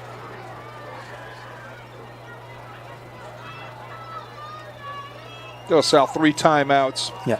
A lot of time to do what you want to do here, exactly. But as we're finding out, it's like you're getting guys free in the secondary, and there's not a lot of clock running in those situations. This has not been 3 and 4 yards and then move the chains, right? Martin on first down got about a yard. Linebackers from Lafayette Christian really active, right? They get quick reads and they step up inside. Watch your 2 linebackers there on the right of your screen come flying up in there and make tackles. So 2nd down and 9. And they even had Kellen Tebow up supporting from his DB position. Well, yeah, so like you said, they're bringing downhill. bringing safeties downhill. All right. Trying to help support the run, and that's part of what has allowed the Cavaliers to have some success in the passing game.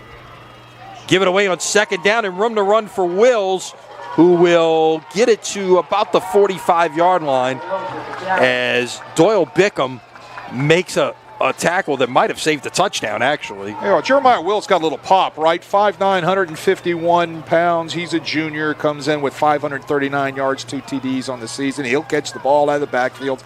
He's got 14 receptions. Look, he's got some pop. He's going to be the guy next year, him and Banks. And we've seen Banks already tonight. And it's a nice little stable of running backs that De La Salle has groomed. They have had a lot of success running the ball over these last 5-6 years. Now they've gone man-free by going empty. Pass is caught, and there's going to be 4 men finally to bring down Josh Scott on that play after a gain of about 2. And Trev Falk is going to use his first timeout. Well, smart timeout there. I think you're thinking that if you can hold them here on this 3rd down, you're going to get a chance to get the ball back with some time. And we've already seen that they don't need much time. Now, right? This is 4th down and 3, and it's 4th probably down. I'm sorry, correct. Yeah, this is decision time. Now, right. I would not think in this situation, especially the way your defense has stepped up a little bit, I think you got a punt and play defense right here. I'm punting the ball. If those guys are going to go fast, I want them to go fast and far, right? I don't want them to go fast and short. So you see the clock, 2:02 remaining in this first half, and what a wild one it's been thus far with 8 touchdowns on the board already. That's fun. It's like the U.S. Open. You're watching tennis balls, right? You're going right, left. These guys, both teams, know how to get north and south, and they know how to do it in a hurry. De La Salle a little tad bit more deliberate, but still. Yep. De La Salle tonight, 171 yards passing and 184 yards rushing. They've got 355 yards of offense in the first half. About half of that has come on 2 runs by P.J. Martin, 80 and 77. So Scott, who made the 3rd down reception, came up short of the sticks, is now out to punt. LCA's got 2 men deep right now. Perhaps looking to set up a return. That's Brennan Walker along with Alonzo Reyes standing at the 25-yard line. Whistles before this can get underway, and they've got too many people on the field. If they lined up with 12, then this is a first down.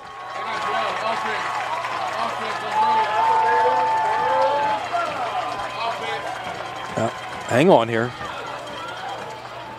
There was some thought that now they're going to wave it off. I think the whistle and the indication was they might have had 12. I'm only counting 11 out there. I see 11. I've counted 3 times, and my math isn't good, but I see 11. But I think that was the indication of what they thought. And so immediately I started counting, and I kept coming up with 11.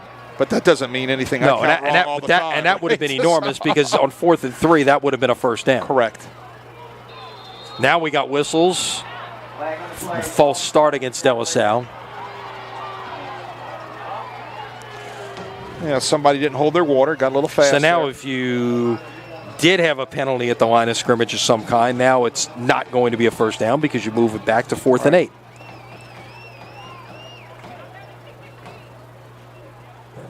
So coming up at half, we'll run you through the 32 games going on around the state, give you the latest on what's out there on our All-State Sugar Bowl scoreboard. Here is a surprise, by the way. At halftime, Rose Pine leads Manny 7-0. That would be an enormous upset. Manny is an outstanding football team. This kick taken in at about the 29-yard line. The ball came out. Still out. Did De La Salle come up with it before it went out of bounds? Let's see. It is going to be, we haven't seen a signal yet, looks to be Cavalier football.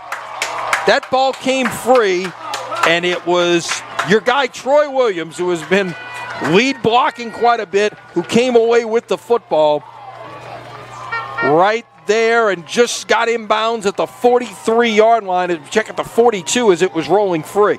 Troy Williams comes up with another huge turnover with 1:50. Ball's got to get secured by that return man. It looked like it was a little out and away from his body, carrying it a little loose, and when that happens, bad things are going to happen, and it did. And look at De La Salle gets another shot here before halftime. So the Cavaliers looking to capitalize on turnover number 2 of the first half from the 42-yard line.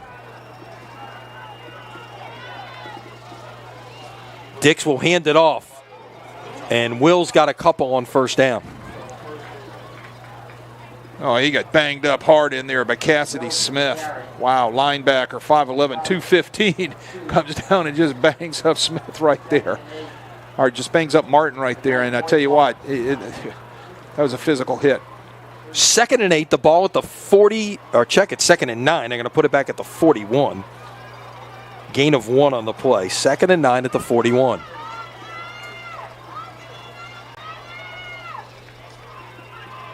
We'll play action. Got a man in a flat, wide open. 30, 25, 20 steps out of bounds. Jeremiah Wills on the catch and run.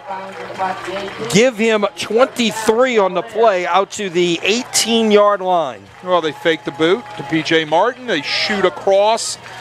H across right there, and they get the ball out real quick to Jeremiah Wills, and he catches it and runs.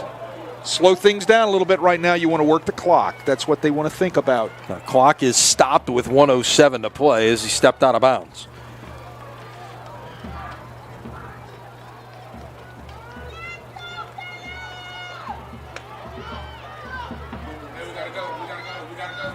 Play clock at 4. Give it away on first down. Wills will fall forward for, looks like 2. And whistles and timeout De La Salle. You know, when you're running stretch outside and you're running those outside lanes, it's just tough to get away from those safeties that are flying downhill. And then we've seen it all night tonight. The play-action pass works against that. Bennett Deruin comes flying down. Ty Lee from his safety position comes flying down, and they're getting extra guys downhill real fast, and it's just tough to get outside. Can't make a living outside on the boundary unless you're going to get it out there with some sort of pass where you can get leverage real quick.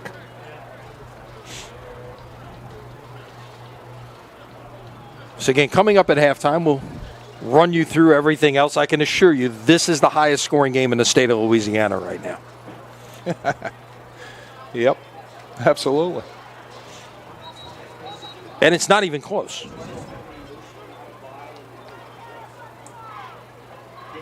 Even that Brother Martin Northwood game, which is in the 4th quarter now at Tad Gormley, that is a 28-14 Crusader lead. So at the 16,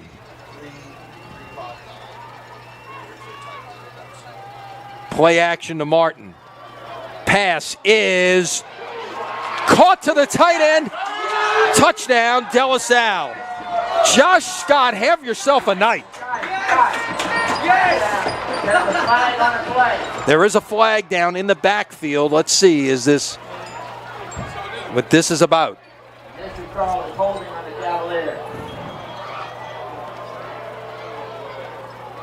And you see the replay there. It looked like the left tackle might have had a bit of a handful. Now, the flag's at the 24. The enforcement needs to be further up on the play. But I think this is coming back for holding. I think they're going to bring it back for holding. But I love the play design. They run X across right there, or Y across, I'm sorry. And he gets lost in the shuffle as he slips past everybody and comes out. And, oh, my goodness, Josh Scott came open, and the ball kind of turned him around. He made a great adjustment to the ball to come down with the ball in the end zone. Yeah, they've misenforced this by a good 4 yards. That penalty should have been enforced from the 20, and they put it down. They've got it at the 34. It's an 18-yard penalty, and we got a timeout LCA here. Where was the spot? They spotted the penalty. If you go back, let's take another look at the touchdown if we can, Matt. Or they call back play, and you'll see. Take that back. We don't have it, but if it looked like it was at the 20-yard line, right at the 20-yard line stripe where the hold took place, and they enforced it from the 24, not from the 20. Here's the deal with that, and I agree with you. A lot of times, though, we see it from the 20 on the film. They see it from the 24 when it continues. But again, this is all more the reason why that should not be a spot foul. Okay? I've talked about that one ad nauseum more than you've talked about fielding punts, okay? Right. But I think we both know it's bad, so you could take a look at it right here. Maybe, there's your hold, there's still a hold, there's still a hold, and then it's when he sees it, right? Well, so he says he sees it at the 24, but we see it at the 20. It should be enforced from the 20. They're enforcing it from the 24. Any way you look at it, it's a bad spot call. Yeah, and I mean, that could be the difference between being able to try a field goal or whatever the case may be, but it's second in a bundle now. Pass is caught to Martin. Out to the 25-yard line. Got most of the penalty yardage back, and De La Salle's going to call timeout here. Yeah, nice tackle out there by Deloyle Bickham, the third, 5'10", 205-pound linebacker. He got out there to defend P.J. Martin and makes a nice tackle, and that's what you got to do to P.J. Martin. If you can corral him, then you got to tackle him, right? So 42 seconds remaining. It's 3rd and 18 at the 26. They slip him right out of the backfield right there. Watch Martin. Nice tackle. Comes there and kind of holds him up and lets all the rest of the white jerseys come running in there to posse him up.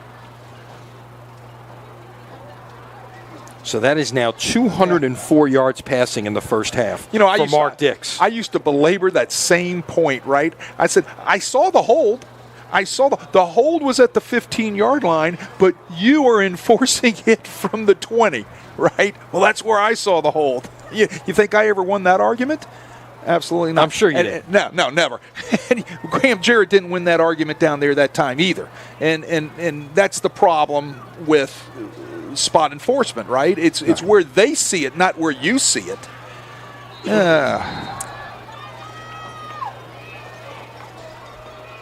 Right. At the 26, they'll put Martin out wide to the right.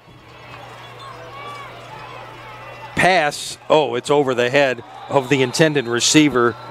That was Bieniemy trying to throw the bubble screen, it looked like, and nothing doing in a hurry. Now it's 4th and 18 at the 26, and we talk about no man's land here, Wade. I think, obviously you're not going to punt. It's probably too far for a field goal, so I guess you're going to go for it right here. I wonder if that slipped out of his hand. That looked kind of odd. It looks like it came out of his hand a little bit, wet maybe or slick. The ball just kind of sailed on him. Things are damp out there. I told you before the game, walking around on the turf, and I don't have cleats on, but things looked a little bit slippery on that synthetic, right? And we got whistle timeout De La Salle with 38.7 remaining. That will be De La Salle's final timeout. LCA has 1 remaining.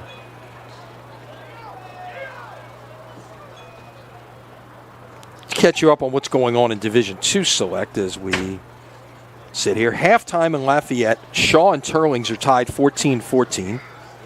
Wow, that's good football. Halftime in Thibodaux, E.D. White leads Kennedy 21-6. Second quarter, St. Thomas More leads Madison Prep 28-13. So some good ones underway. Against the Shaw Turlings winner will play the winner of this game. As we get to the semifinals, remember that the high seed is the home team. This week whoever had been home the fewest gets a chance to be home. We'll talk about it later, but you got a lot of low-seeded home teams, especially on the non-select side this week. But next week, the game before you go to the neutral site in any sport, so of course it's the semifinals in football, the high seed is the home team. And that rule came about. You had a bunch of number one seeds getting knocked out, right. in the semifinals because that's how the draw broke in terms of those such things. And they changed that rule about 7-8 years ago. Dix on fourth and long. Pass is incomplete. Was trying to hit Bieniemy down the far sideline, and LCA is going to take over on downs. Great protection by the offensive line. Gave Dix all the time he needed. Watch him step up into the pocket. Just great coverage out there by Lafayette Christian, right? Everything's covered up. They jump it in man, and they're running man to man, and everybody's in the hip pocket, and there's just nothing open. All right, so Lafayette Christian's got the ball at their 26-yard line with 33.6 to play. And if one thing we've seen tonight out of LCA is they get something done in a hurry.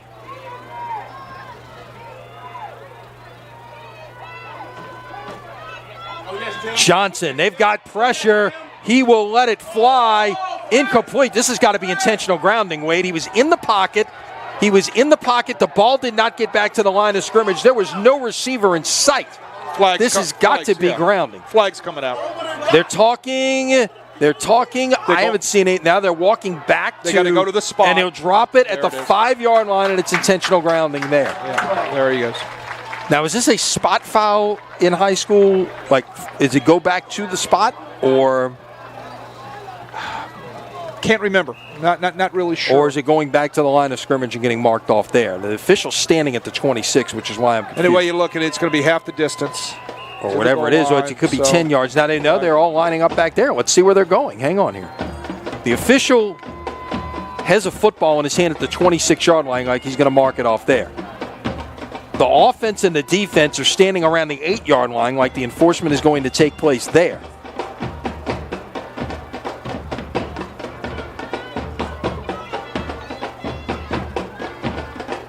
So we got to wait and see here. They're talking.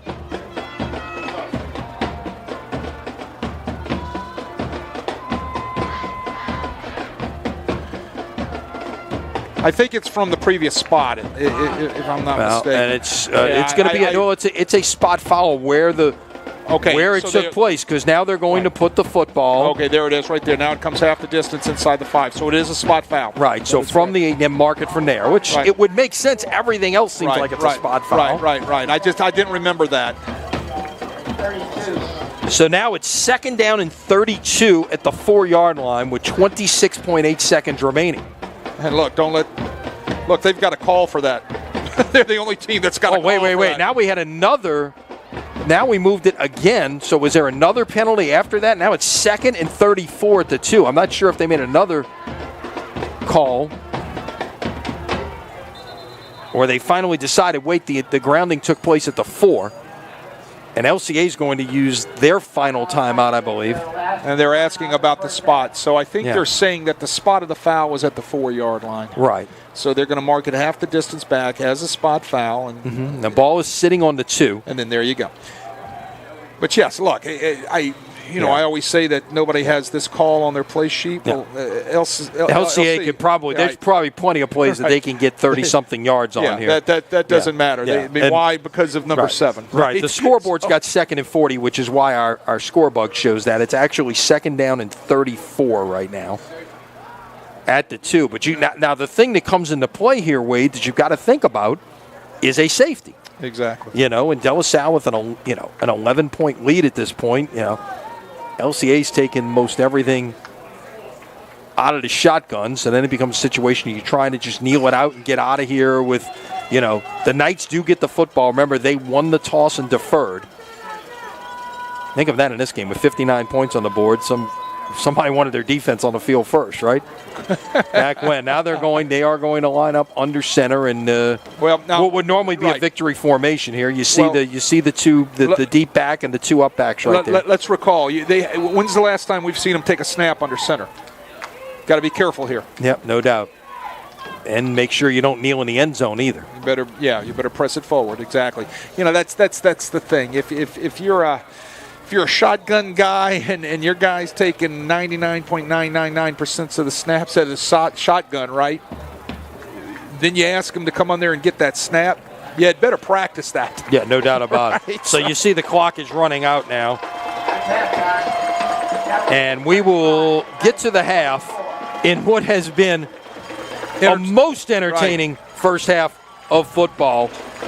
Quick thoughts before we start getting into what's happening out there in the world of everywhere but Hoss-Memphis Stadium. Well, this is fun, right? I mean, watching this talent up and down this field here tonight, we're seeing some good football. Say a couple different philosophies, right? And I like to see those different philosophies in play. And both teams can kind of, because of their skill sets, they can score at any time, anywhere, from anywhere on the field, and that's what makes this fun. So 35-24 Cavaliers at the break. And again, this is one of 32 quarterfinal games going on around the state. We've got, now remember, we're the new format this year, 8 brackets, 4 select, 4 non-select. Division 1, 2, 3, 4 on each side. We will have 8 championship games in the Caesars Superdome and the Ochsner LHSA Prep Classic come 13 days from now, beginning Thursday, December 8th. So let's go through them right now. In Division 1 Select, we have our first final of the night and our first semifinalists, and it's the Brother Martin Crusaders who defeat Northwood of Shreveport. Can we write them in with your telestrator there, Wade? There you go. 28-14. Move Brother Martin into the semifinals. Hey, there you go. And on the other side of that bracket, you're looking at Easton or Karen Crow. We'll get this. The Crow Bears leading Easton 22-7 at halftime right now. And that game is just across City Park at Pan American. So Brother Martin is on the road next week. They are the lowest remaining seed in that bracket. So they will be on the road regardless of who wins the Easton Karen Crow game. The question is, are they staying in town to play? Does Easton rally? Or are they making the trip to Lafayette? And that's a rematch from a year ago, by the way. Brother Martin and Karen Crow played in the regular season a year ago, and Brother Martin won that game over in Acadiana and won it handily, in fact. Well, they're hitting stride right now. They looked really good last week when we saw them against St. Aug, and a really good St. Augustine football team. And Mark Bonice says the Crusaders playing real well right now. Yeah. On the other side of the bracket, Curtis leads Bird 28-7 at halftime. That was a 7-7 game for a while, and Curtis has got it going. And the winner of that game is going to play either Carr or Catholic. Man, that's a blockbuster quarterfinal matchup. And the Catholic Bears leading at halftime over Carr by the score 17-6. It was 17-0. Carr got a touchdown shortly before half to get on the board. So if those two scores hold up, Curtis has to go to Baton Rouge to play Catholic. If Catholic wins, they are at home regardless. If Carr would come back and win and Curtis holds on, then Carr would, similar to Week 10 of the regular season, Carr would play Curtis. Curtis would be the home team in that situation, again, by virtue of the fact that they are the higher seed. We move on to Division 1 non-select. And, you got a lot of local interest here, of course. And top-seeded Ruston has to travel to Denham Springs. Again, this is one of these situations we were talking about with low seeds having won, and that's presented a situation where you've got some pretty good teams having to travel to play their games in the third round here. Ruston leading Denham Springs at the half 21-10. Zachary is the 5 seed leading the 4 seed South Side at halftime 27-16. Second quarter over in reserve, where you were a couple of weeks ago. Correct. This is surprising to me that Destrehan is only up 7-0 on East St. John. Well, Destrehan handled them. Now, I know the whole rematch game and having to play a team again, what happens there. But still, the way Destrehan handled them, I thought they had a chance to make this a multi-sor game at this point. Destrehan jumped up on East St. John, bang, bang, bang, within the first 2 minutes of the football game. So, look, East St. John, seeing them a couple of weeks ago, they are also hitting stride, I think, right now. Yep. And Brandon Brown has those guys playing at a high level. So, and then that's a huge rivalry. No doubt. Second time seeing each other this year. So it's going to be interesting to see how that pans out in the next half. Yeah, the other game there at the bottom of the bracket, Westgate is the home team against Neville, the 10 against the 2. And Westgate, again, the defending champions, defending state champion in Class 4A. Look, I saw them in the semifinals against Carr last year, and they're the real deal, and they beat Easton in the finals, okay? Westgate leading that game over Neville 14-10 at the break, and that could be potential for a Westgate-Destrehan semifinal. Would that be juicy? Look at Division II Select, of course, that is our bracket here. Let's go back over those scores if you're just joining us here. Again, we're 35-24, De La Salle at halftime here. Shaw and Turlings in the 2-7 game in the other part of our bracket here is at the break 14-14. Oh. If Shaw wins that game, the winner of this game is at home in the semifinals. If Turlings wins that game, Turlings hosts the winner of this game. So a lot at stake in what happens in that game. Over in Thibodaux at the half, Edie White leads John F. Kennedy 21-6. Of course, the Cardinals were a finalist a year ago in Division II Select. And then in Lafayette, St. Thomas More leading Madison Prep now 28-13. That is still in the second quarter. On the non-select side in Division II, similar situation in terms of road teams are lower seeded teams being the home team in this one. But thus far, it seems like most of those higher seeds are continuing to win. West Feliciana leading North Vermilion 23-0 at halftime. Lakeshore and Lutcher are scoreless in the second quarter. That game is up on the North Shore. North DeSoto leads Breaux Bridge at the half 21-13. I believe Breaux Bridge is the 28th seed. They are. I believe that they just 28 was the last spot in the tournament. And they're in the quarterfinals now. Well, and then Iowa is the top seed. They are on the road leading Leesville 17-7. That game has moved on to the third quarter. Division III Select. And a lot of intrigue going on here at this point. You look, of course, what may have been one of the best games of the night is right there on the top of the bracket. And U-High on the road, uptown at Michael Lupin Field, leading Newman at halftime 21-0. Is this the end of the road for Arch Manning tonight? Well, University High is a buzzsaw, right? That's a very good football team. They're road tested. My goodness, they've played a tough schedule, and they're a non-district. And this could be, kind of the kryptonite that Newman might end up getting. The team we are looking at tonight, Lafayette Christian, ended Newman's season the last 2 years, so in the semifinals. Correct. So third quarter, also in Baton Rouge. Calvary and Dunham in a 28-28 tie. That's the 4-5 matchup there. The 3-6 matchup going on in Crowley tonight. Notre Dame at half leads Episcopal 28-0. And St. Charles Catholic, another one of those situations where the high seed had to travel because of an upset in their part of the bracket. St. Charles Catholic leads Parkview Baptist at the half 27-7. So if those hold up, Notre Dame and St. Charles Catholic in the semifinals, I think we've only seen that about the last 10 years, it seems like. It always seems to happen, and it's always like the 2-3, and it's just now this year it would be in Laplace. So right, they don't have to trade film. No, they know each other so well. Yes, right? they do. So, yes, they do. On the non-select side in Division III, Manny is trailing Rose Pine in the fourth quarter 7-0. What an enormous upset that would be if the 9-seed Rose Pine can knock out the top seed Manny. St. James and Evoyles. Okay, St. James on the road. Or check that. That game may be at home. St. James leading Evoyles 28-8, third quarter. Okay, if St. James wins, now all of a sudden you're looking at a situation there that if Rose Pine holds on, Rose Pine has to come to the River Parish just to face St. James in the semifinals. Correct. On the other side of the bracket, Union Parish and Trey Holly leading Patterson 25-7. That is third quarter. Union Parish, the 3 seed. And Amite on the road leading Berwick, the 18 seed, 28-7 in the third quarter. Union Parish and Amite potential semifinal shaping up right there. And then we finish up Division IV scores. Vermilion Catholic leading Southern Lab third quarter, 14-7. Ascension Catholic leading Opelousas Catholic 14-12 in the third quarter. Ouachita Christian over Glenbrook 14-0 at half. And a good one going on at Tony Porter Field tonight, Wade. St. Mary's leading St. Martin's 10-7 in the third quarter. Right. And on the non-select side, Homer leads Logansport at the half 20-6. Mangum all over Arcadia 40-0 at halftime. Haynesville over Basile 28-0 fourth quarter. And Oak Grove leading Kentwood at the half 10-0. Wow, that's a blockbuster quarterfinal matchup right there.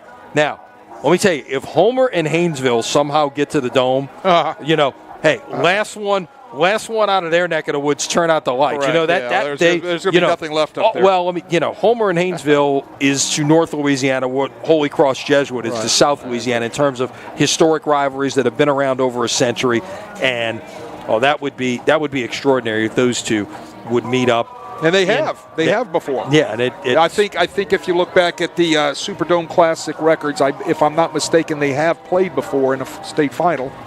I think they have played in a semifinal, if I'm not mistaken. I could be wrong. Let's update some scores here. Easton now trailing 22-13 over at Pan Am third quarter, and East St. John has tied Destrehan 7-7. Wow, that is in the third quarter now. Turlings draws first blood in the third quarter. They now lead Shaw 20-14. Again, a reminder that the winner of this game faces the winner of that game, and that matchup will determine home field for next week's semifinal. If Turlings wins, the winner of this game has to travel. If Shaw wins, the winner of this game will be at home. So, a lot in play there. All right, teams are starting to make their way back out here. What's going on in these two locker rooms right now, Wade? Well, I think in the De La Salle locker room, defensively, they're reminding them of all the schemes that they have to be able to try to contain Juwan Johnson. They still got some stuff left, I think, in their pocket. So they're going back over those things and making sure that everybody's on the same page on what they have to do. And they're emphasizing, hey, contain, and when you can contain them, let's make sure that we tackle them and get them down, right? Offensively, I think they're, De La Salle's talking about, hey, we're going to stay with what we're doing. We've got to be patient, look for those opportunities in the play-action passing game like we have in the first half, and let's hit them big a couple times, but we've got to stay patient, right? Now, over on the other side, in the LCA locker room, defensively, they're talking about maybe scheming up ways that, hey, we still want to get our run support down there in the box because we got to tackle number 2. But hey, we can't give up any more big plays. Well, and the thing you got to find a balance on is De La Salle has shown they can throw the football. If you're going to try and put 8-9 guys in the box, then they're going to go over the top on you and throw the football. Right. How do you find a way to balance a little bit of pass coverage, but yet try to contain P.J. Martin? You got to get those safeties to read their keys, right? They've been drilled all week long. You got to get down there. You got to fit off the linebacker. You got to make the linebacker right? So as I'm coming down from a too high safety position, whether it's in cover 2 or cover 4, and I'm fitting down from my 10-yard spot, I'm fitting off that linebacker. I want to make a play and become the 8-9 guys in the box to make the tackle, right? But I'm doing that when I get run keys. Let's make sure we're getting run keys. Let's just don't fly down in there. So their safeties coach right now is talking to them about reading their run keys versus their pass keys. When you get a pass key, just can't stop and fly down inside because that's where we're getting beat on the boots, and that's how they've beat them deep a couple times, especially Josh Schmidt getting behind them on those bootlegs. Now, offensively, what are they talking about? They're talking about, hey, we're going to put the pedal to the metal, right? We're going to press this thing. We're going to continue to press this thing. We're going to keep throwing the football down the field. Juwan, you keep doing your thing. You make sure that you get yourself moving. Let's use those legs, and let's make sure we catch the football when we have the opportunity and it's thrown to us. Listen, we've had too many drop passes. They've had a couple of drop passes already tonight. That's too many for us. Let's catch the football. Right. Those are the things that they're talking about. And I'm going to tell you what they need to bone up on. They need to get a little bit tighter on their special teams, right? They're giving up too many big plays on the kickoff returns. That's another thing that LCA is talking about in their locker room. Hey, let's tighten down these coverage teams a little bit. Yeah, and look, De La Salle's had a chance to make even more than 2 turnovers. They've got the 1 interception, the 1 fumble on the special teams play. Correct. But there were probably 3 or 4 chances, they had to make plays in the secondary that they did not. And while that didn't necessarily come back to impact anything, it could be something that factors in here come second half. Unofficially, Wade, here are the numbers I have. Lafayette Christian with 59 yards rushing, 219 yards passing, 278 total. Meanwhile, for De La Salle, I've got them unofficially 188 yards rushing, 204 passing. That's 392 total yards in the first half, and 35 points, by the way. So, yeah, Mark Dix is having a career night throwing a football, but what's helping him is P.J. Martin, right? And he knows that. But hey, let's credit Mark Dix a little bit, right? Let's give this guy some credit and give that offensive line a little bit of credit when they've given him time to throw the ball. And I like what they're doing with him. They're getting him outside on the flank to throw the football a little bit, which gives him an opportunity to kind of see the field. And it's off play action. They got to continue doing those things, mixing it up with that run game to be able to, throw the ball vertically and get some big plays. De La Salle just starting to make their way back out. Lafayette Christian off in the end zone to our right, starting to get in some stretch. And we are close to starting our third quarter of play here from Haas-Memphis Stadium on the West Bank. Hey, look, why is De La Salle playing on the West Bank? Well, first of all, as we know, we're facility challenged in New Orleans, okay? Well, you've only got so many facilities to be able to host games in. You want to be able to play on Friday night, so you got to go look for an empty stadium. And you've got you've got Gormley. Right. The Catholic League schools have primarily played there. You got Warren Easton as a top seed. They've hosted 3 weeks in a row, and they're playing at Pan Am. Now you've got John Curtis has used Joe Yenny the last 2 weeks. Rummel used it the week before that. So how you end up over here? I mean, it's just not For our folks that are non-New Orleans listeners that are out there, look, it's a challenge, correct? Schools in the city, they have a draw at the beginning of the year. So you go sit down and you draw for stadiums, correct, for open dates, so you can fit your home schedule into stadiums, right? So when you get in the playoffs, it comes down to who has rented the stadium the most, right? And when there's a lot of teams left in the city playing, then the stadiums get filled up real quickly. So you go where you can find a stadium. De La Salle is coming to the West Bank. Why? Because they're an inner-city school, Catholic school. They're going to come find a stadium that is open. And what's open? Haas-Memphis Stadium on the West Bank, which is a fine facility. No doubt, and it's identical to Joe Yenny. Exactly. Fine facility. Yeah. So you've got obviously brand new turf out here. This year it was replaced this year. By the way, if you didn't know we're in the Jefferson Parish school system, then you haven't watched a play between the 40s tonight. So it's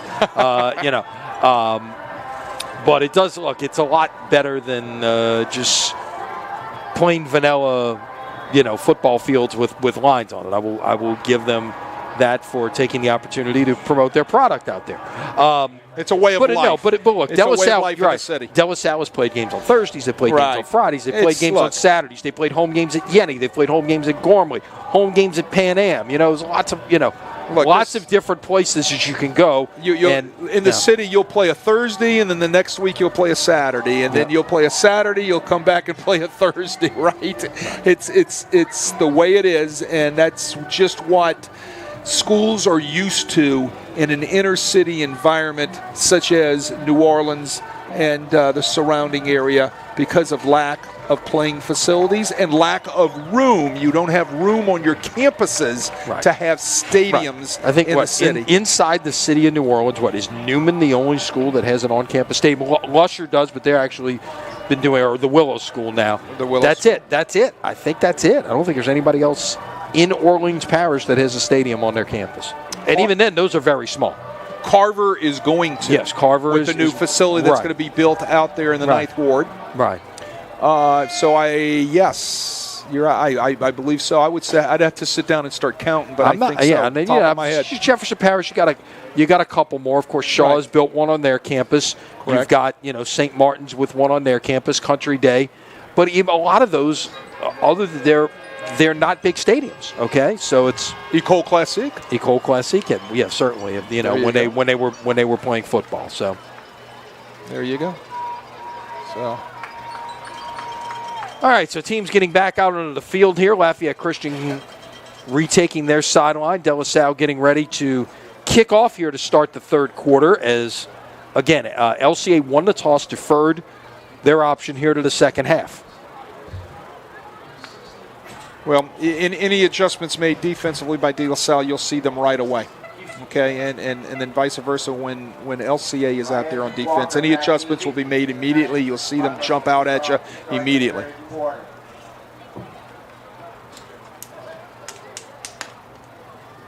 I had to go put some Bengay on my neck. My neck from moving right and left across our screen. That's it. Tennis match, right? Here's a little sore. Oh, here's a little squib kick, but hold everything. I think De La Salle was offsides. Is that a situation you're just trying to squib it, or is that trying to steal a possession? Yeah, I remember that. I remember that. The one game, playoff game that I've done that was reminiscent of this was that Country Day Catholic New Iberia game 4 years ago, semifinal game at Old Metairie, and it was this similar type of back and forth thing. And your friend Joe Chango, the coach of Country Day at the time, he was never one not to onside kick, and he came out onside kick to start the second half and got it, went down and scored.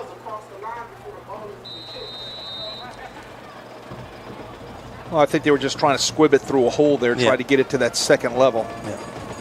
So here's a pooch kick this time, out to only about the 40-yard line, going to the far side, and room to run if he gets one block, and still on his feet. Flags come in, multiple flags in, out to about the De La Salle 42-yard line, but let's wait for the laundry to get settled here. I think we're going to have a face mask over there.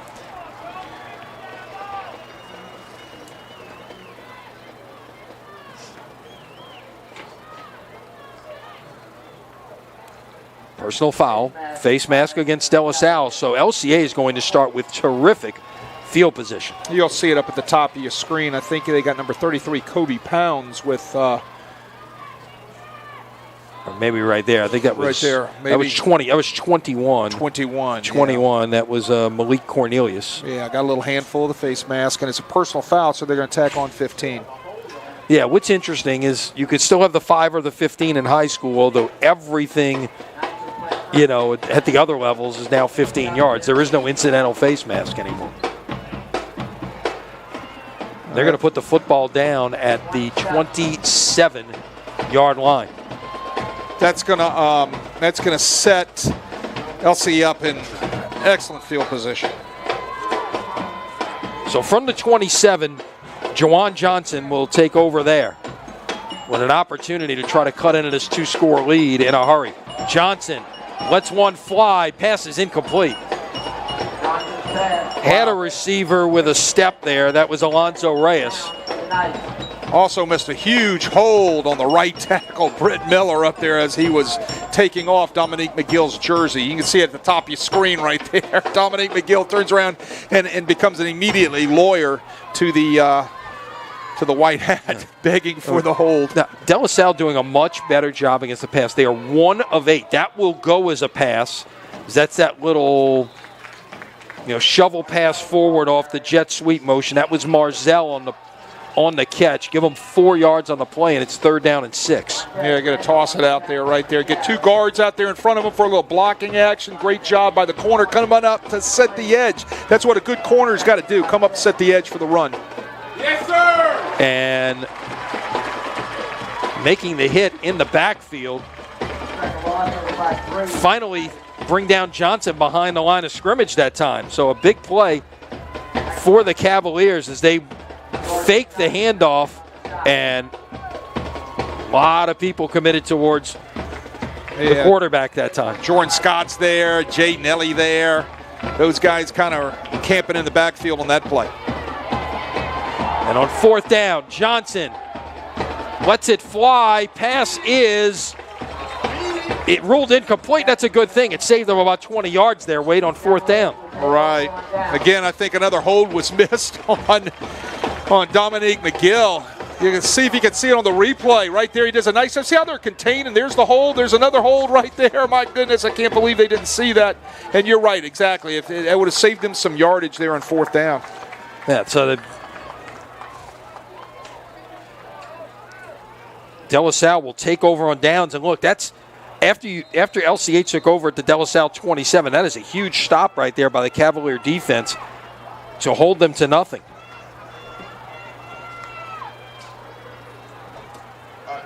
Looks like. Well, there's your first adjustment by LCA. They're walking those linebackers up on the line of scrimmage to be able to make sure they wall off anything outside by P.J. Martin. Martin on the carry. Oh, that's got to be a horse collar right there. No flag thrown as Martin is brought down at the line of scrimmage by Bickham, but he had a handful of the back of his jersey, and I don't know how that wasn't called. Let's take another look. Here's the watch right here. Oh, that I don't, that, and that's dangerous. That could have hurt him right there. That's the reason for the rule, and no call.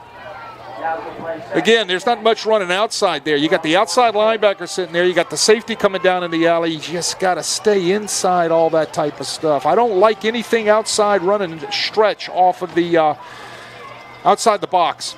Martin will get a couple on second down. Again, you see number 3, DeLoyal Bickham, linebacker, really active, 5'10", 205, getting up in there and making a play. So from the 28, 3rd down and 8 for De La Salle.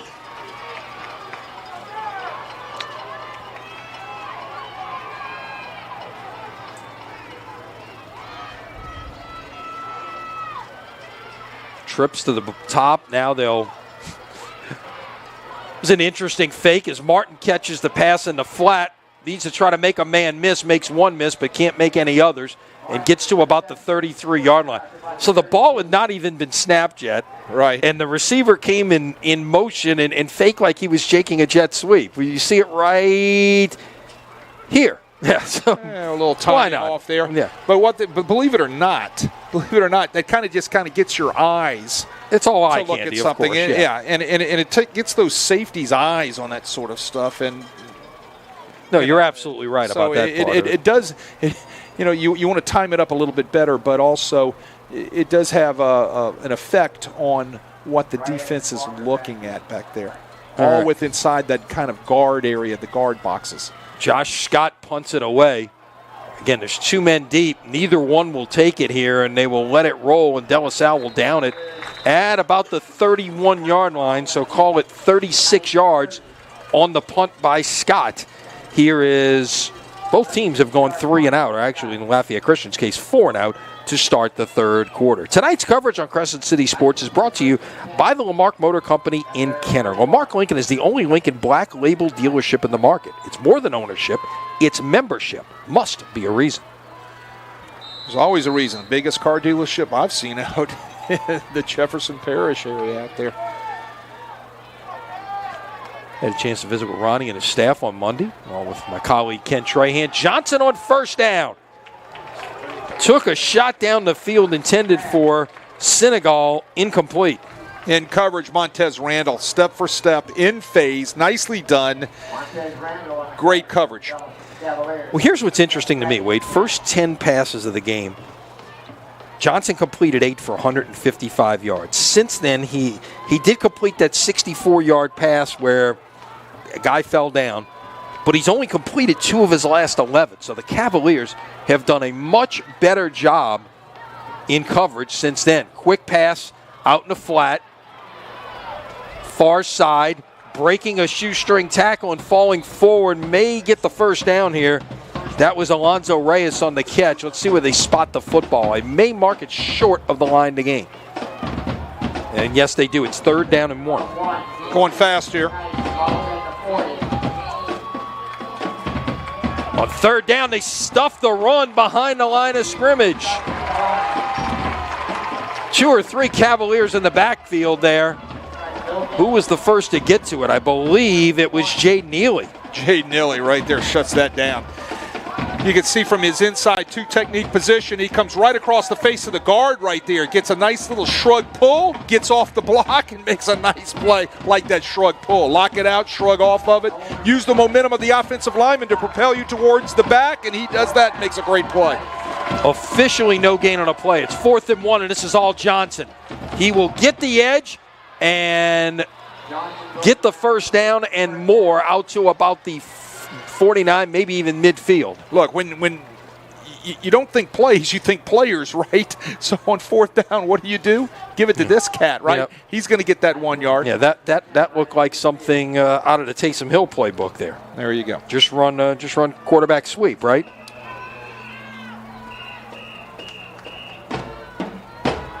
Just a little bit different body build there, that's all. So from midfield, Johnson got pressure from the outside. They got home, and the ball came out. But Johnson got it back. Tell you what, Dominique McGill has been active tonight. This cat has done a great job coming off the edge. Watch him get home here. Again, shrug pull, gets home, ball pops out. Great job by Dominique McGill. McGill has definitely been a disruptor. Only a sophomore, 5'11", 209 pounds. So 2nd and 15. Johnson's pass caught.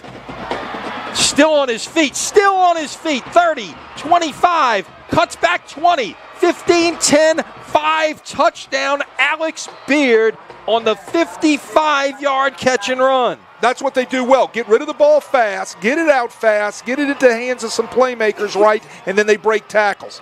He gets into the secondary. Watch him break 1, 2, 3, 4. Got a block down block there from Senegal downfield to spring him the last 20 yards. Look, that's not their game, throwing it, holding onto the ball and trying to pat the ball and throw it down the field, right? Let's get that ball out quick. They get the ball out quick, get into the hands of their playmakers. Good things happen. Good things happen for them right there on that play. So with 6:49 remaining here in the third quarter, your new score is De La Salle 35, Lafayette Christian 31.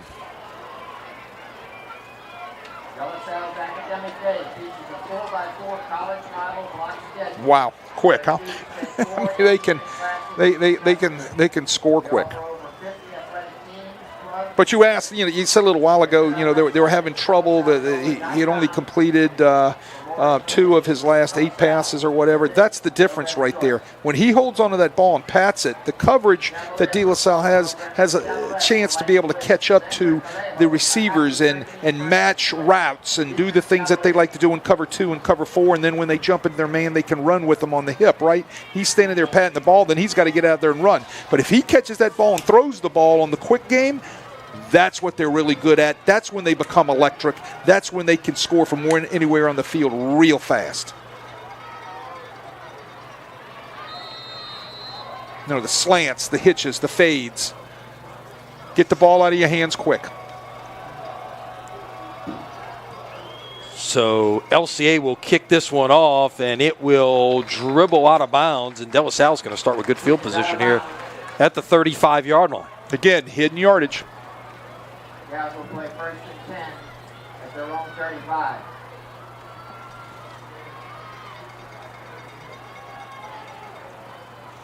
So go a little bit more in depth. What kind of adjustments did you see out of the LCA defense there in that first series of the third quarter? What did they do? Well, they took their 8-man front and they tried to walk their outside linebackers up on the line of scrimmage to apply a little bit more pressure there, and also to force people to have to block them at the line of scrimmage. Safety's still down in the box.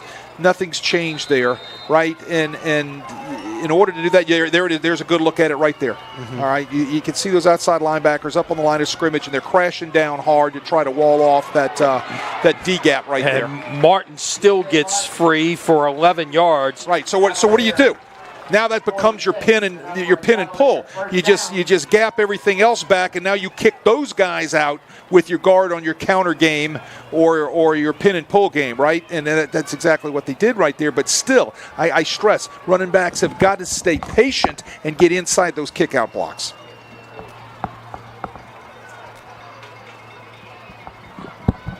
Another good look at the LCA defense with the pressure on the line of scrimmage. See it? At the 46. Wills nowhere to run this time as the Knights got penetration up front. Back in the day, us old guys would call that defense a wide tackle 6, right? That's what back in the day. Jerry Claiborne, I believe. There you go. Yeah. Wide tackle 6. Yeah, exactly. It's an 8-man box. You try to set your edges with those outside linebackers or wide outside linebackers and turn everything in. And then that was the old way of playing maybe a split 4 defense, wide tackle 6, whatever you want to call it. Those are terms that go back when I had hair, right? So, me too. You too. 2nd and 11. The ball at the 45-yard line. De La Salle, a couple of receivers up top. Give it away to Martin this time. Will fall forward. Got about 3. It's 3rd and 8. So you see, De La Salle found it right there. You see, so what did they do? They pressed everything back. They blocked everything, gapped it back, and they kick out the outside linebacker. Take a look at it coming right into your screen. There's the wraparound. There's the kick. And there's a 3-yard pickup. Just stay patient with that stuff, De La Salle, and then you're going to pop one sooner or later because somebody's going to overflow inside out, and you're going to get the cut back, one cut by P.J. Martin. And he will roll again. It'll happen. Pass is caught. 1st down. Hey, look. That's a huge difference in this thing and what they've been able to do in the passing game. And right. But the quarterback is down. Back at the 36-yard line. Credit Mark Dix again off the boot, right? He was about to go to low to high, right? All of a sudden, the tight end comes open in the drag. That was Bieniemy actually on the catch. It's a vertical route, right? So you got a low, you got a medium, you got a high. He was about to go low, and he sees the medium route from the drag come wide open, and he puts it right on the money. Tell you what, he is having a night. I think he's cramping up out there. Yeah, it looks like they're trying to stretch. And remember, we mentioned Arsenault is not available. So what this may mean now is we see P.J. Martin taking direct snaps out there, depending on how long it takes them to get Dix ready to go. If it's indeed just a cramping situation, and you hope that's all it is. Well, they've got nobody taking snaps on the boundary, and they got nobody warming up. So you got to think P.J. Martin would be the guy that they would put back there. He's going to have to come off for a play. Mark Dix.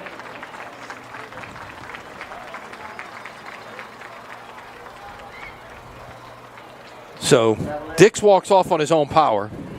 41. It's been such a humid day and night here. Temperatures in the 60s all day, but just at the, pea soup that you had this morning out there.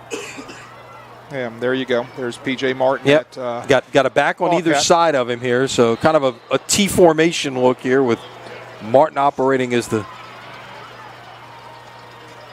the operator of this offense. We'll give it away to Wills. And Wills got about 3 on 1st down. Well, they've got a complete package, right? They probably have some sort of little zone read. They probably have the sweep, which you saw right there with Wills. They probably have the power game. They can run the counter game from this. You can do anything you want to from that in your running game, right? They brought in another offensive lineman at the H-back right there to be a lead blocker. And the thing this makes you do is you've got to account for the 11th out there in the running game. Correct.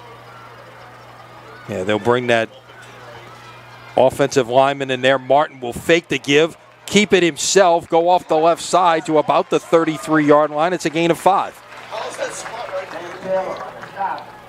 I'm liking what I see out of this look. Well, and it's a great little package, right? And it allows you also to be able to, like you said, make your defense have to account for another person that's going to run the football, right? And look, that's hard defensively, right? And I'm sure P.J. Martin's an athlete. If he wanted to roll out and kind of throw the ball a little bit, I bet you he can do that too. Bring a man in motion here. Martin's going to run it and maybe get back to the line of scrimmage as that got blown up in the backfield. And we got some extracurriculars there as Caden Jones got his helmet ripped off that time. Well, look, and here's the thing: there's no foul. So guess what this means? That Dix is coming back in, but without a foul, Jones has to leave the game here, and this is a huge play coming up on 4th and 2. Oh, they got all tied up right there, and they're having some pleasantry said, and his helmet comes off. He's got to come out, right? But let me tell you, I wouldn't mess with that guy. That guy's huge, man. Right, he is 6'8", 310 pounds.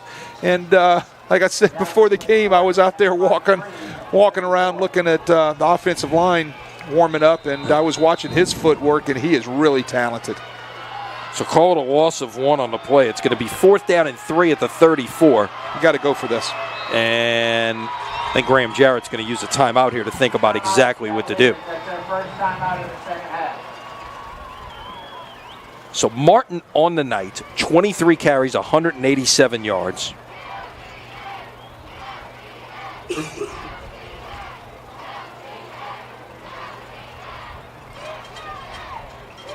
And guy with 3 catches for another 60 yards. So 247 yards from scrimmage tonight for Martin with 3:29 left in the third quarter against an incredibly athletic LCA defense. Popped really 3 huge plays, that 47-yard pass, and then runs of 80 and 77 yards. Other than that, he is really grounded out here. Well, that's their MO, right? And as I said, every time we've seen P.J. Martin, right, he gets better as the night wears on, and that's the competitor in him, right? So a guy like that wants the ball on downs like this, right? 4th and 3, thinking players, right? Dick's back in. They'll motion the 2 tights to the other side of the formation. And they're going to run or fake the option this time, and Dix is now going to pitch it to Martin, and he's going to get the first down. How about that? That was a little bit of everything on that play. We saw them get everything empty to that side, and then for a minute, let's run it a little bit. Now we're going to pitch the ball. I want to make that DB commit to me and not to you, and then I'm going to pitch it. Yeah, it almost started out disastrous, right? And he pitches it real late, and it worked out. It just wasn't smooth. It wasn't smooth looking, but if it doesn't have to be smooth looking to work, and it worked, right? There's no style points, right? Right, exactly. Martin trying to get to the left side, cuts it up, might have gotten a yard or 2 on the play. Look, it's not there. It isn't out there. All right, it isn't the stretch. Those safeties are too fast and too involved, right? When you run into a mountain, you got to climb it. That's the way you run the stretch game. So when that safety's coming down that hard and that fast, you better put that foot in the ground and make one cut, right? Are those plays, though, helping set up what you've seen in the passing game? Everything helps set up. Everything is off of the inside stretch or the counter game or the outside stretch. It all combos together out of different formations and looks, right? It's just that those safeties are that active. And here's your boot. There's your bootleg. Pass is caught and room to run. Out past the 10 to the 8-yard line goes Jace Bieniemy. Well, again, Dix had a defender in his face. Take a look off the boot right here. Wow, right in his face, he delivers that ball out there, and only one place where Bieniemy can catch it. He throws it up for him to go up and get the ball. But that's all Mark Dix making a play right there with a defender right in his face. 239 yards passing tonight for Dix. Boy, is he going to show his grandchildren this, right? Boy, back in the day, I was known as a thrower. That's what he's going to say to his grandkids. Here, let me pop on the tape, right? So I believe we had a penalty at the end of the play. I didn't see a flag.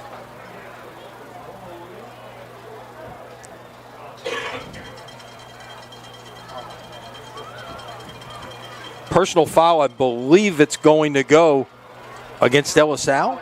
They're going to move back. So if it's after the play, that becomes it's first down. So it's a dead ball foul, so it's going to be a first down. Then you're going to mark off the penalty. So now it's going to be 1st and 10 at the 24. Correct. Oh, my goodness. So put the football. The good news is you get the first down. The bad news is you backed up 15 yards from 1st and goal at the 9 to 1st and 10 at the 24-yard line. Martin got room to run, makes one man miss, still on his feet, dragging defenders to the 1 yard line. Did he get the push in? Touchdown.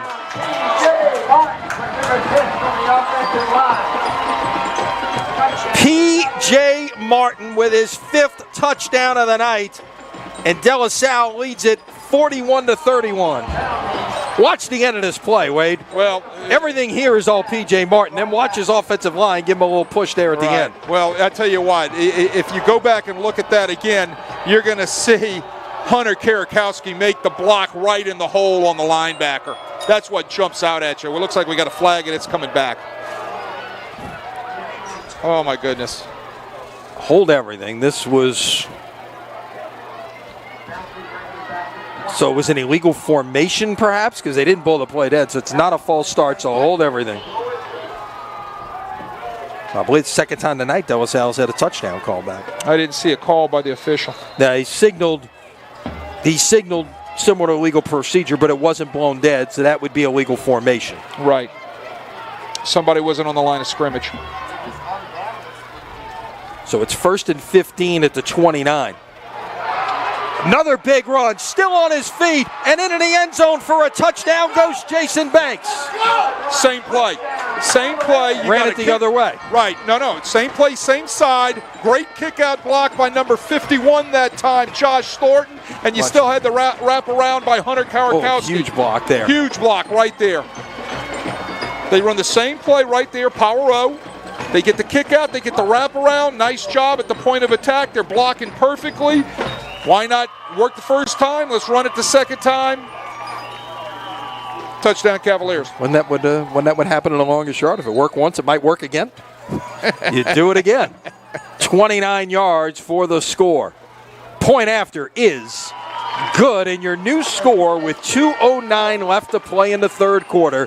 De La Salle 42, Lafayette Christian 31. This is everything we wanted and more tonight.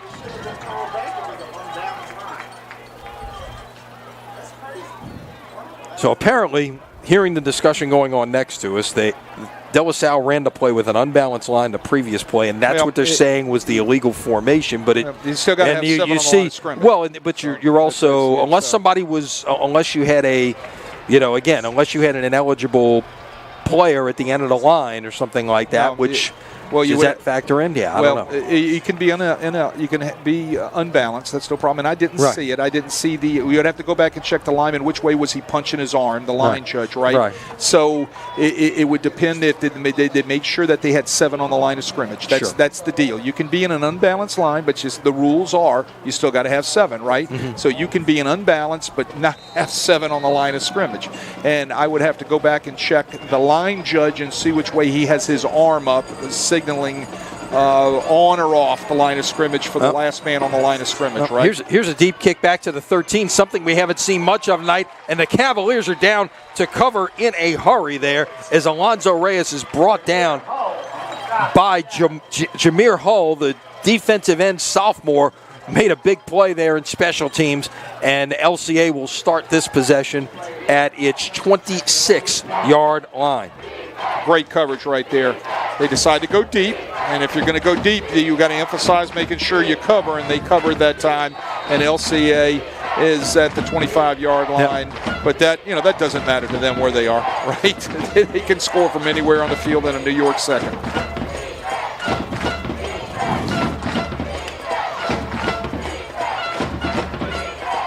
Johnson lets one fly, caught at the 40, makes a man miss, midfield 40, down the far near sideline 30, 20, 15, 10, 5 touchdown, Lafayette Christian, and just like that, it's a one-score game once again. I think a New York minute, should I say a New York second? Yeah, something like that. That took 20, or about 16 seconds actually, I guess. Alonzo Reyes takes it to the house, 74 yards. He just outruns everybody, right? And they miss a tackle. These guys are so athletically skilled, right? And if they get into space, they can run away from you and they can make you miss. And then, again, another great throw by Jawan Johnson. Kick is on the way and good. And suddenly it is a 42-38 game with 1:48 to play in the third quarter. Johnson now up to 352 yards passing. The last 2 times he's thrown the football, it's accounted for 129 yards and 2 scores. I'm glad you can count that high. I would have to have a calculator, right? And be at 55 and 74 in the last 2 plays from scrimmage. 2 passes, 1 to Beard, 1 to Reyes.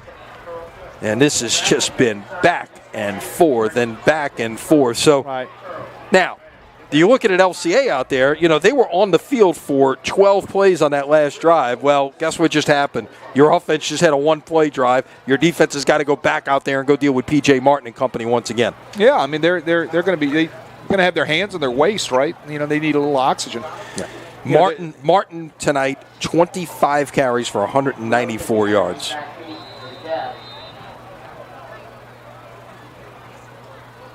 Oh, there you go. They ran the onside kick. Cavaliers come up with it at the 34-yard line. Trying to steal a possession. They're going to run the muddle huddle around the ball, right? And they kick the ball off. After they got permission to kick, that's the first thing you got to do is you get permission to kick from your official, and they waved it through, and we got they tried a little surprise onside. Yeah, we got 2 injured players down, both nights. 1 at the 39 and 1 at the 34-yard line.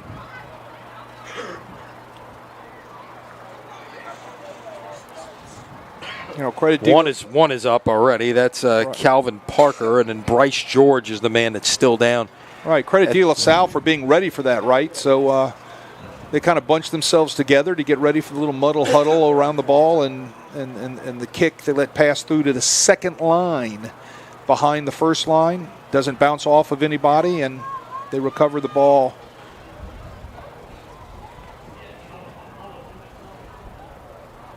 Big turn of events in Baton Rouge, by the way. Cars come all the way back from an early deficit. They now lead Catholic 18-17 in the fourth quarter.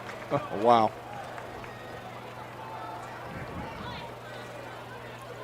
Curtis leading Bird 28-14 fourth quarter. Karen Crow and Easton now a good one. 28-26 the Crow Bears lead it. That is in the fourth quarter. Wow. Here in Division II Select, update you on those. Fourth quarter, Turlings lead Shaw 27-21. Again, the winner of this game faces the winner of that game in one semifinal.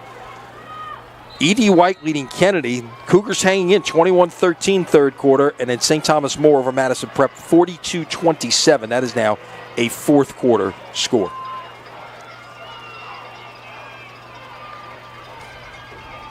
On first down, Martin tripped up in the backfield. He's going to fall forward for about 1.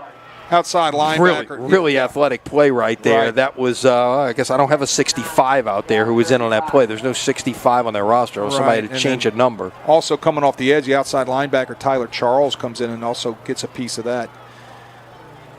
So second down and 9 after Martin's 26th carry of the night.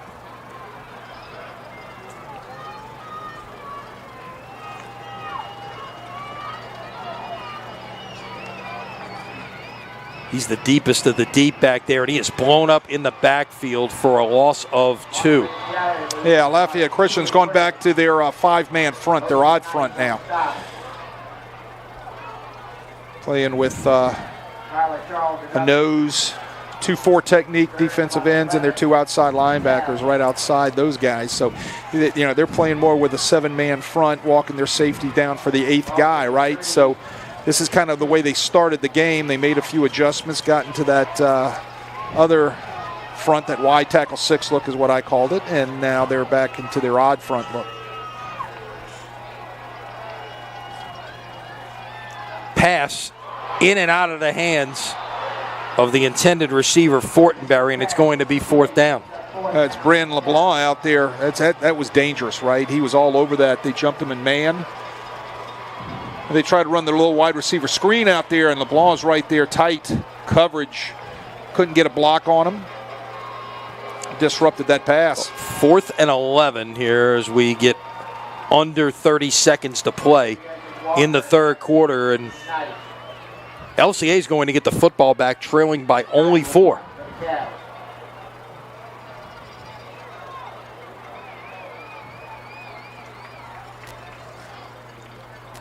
punt is away, and fair catch is called for at the 40-yard line. So the Knights will start with pretty good field position. With 18.2 seconds to play here in the third quarter. We saw 8 touchdowns in the first half. We've seen 3 more here in the third quarter. Right, and as a defensive coordinator, Eddie Jaguar right now is pulling out his deck of cards, right, trying to find something that he can mix up with that will work. Quads out here at the bottom of your screen. Yep, 4 receivers to the bottom, 1 to the top, empty backfield. Blitz. Pass caught.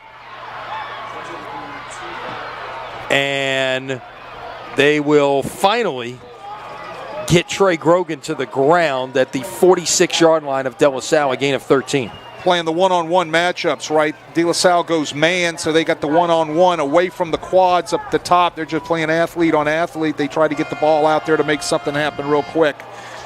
And again, Montez Randall does a nice job hanging on and getting the receiver to the ground, waiting for the rest of the cavalry to get there. But, as a defensive coordinator, you're sitting there and you're saying, okay, well, what do I call? What do I do? Do I blitz them? Do I change my front? Do I change my coverage? What do we do? What do we, you're looking for anything you can find to hang on to try to make a play. And now it gets down to, well, this is what we've practiced all week. We're going to have to just keep dialing them up, and we've got to play it correctly. There's no simple solution. You're not drawing anything in the dirt. You're doing what your kids know best and what they can execute. Well, the good news for Eddie Jaguar and the De La Salle defense, they can huddle here at the end of the third quarter, where your score is De La Salle 42, Lafayette Christian 38. Back with the fourth quarter here on Crescent City Sports.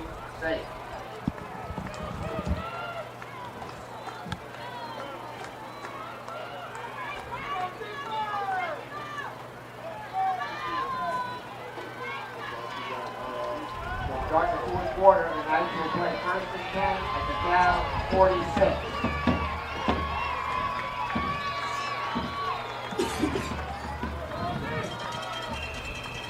46. So here we go into the fourth quarter. Lenny Van Gilder, Wade Kaiser with you from Hoss Memphis Stadium on the West Bank.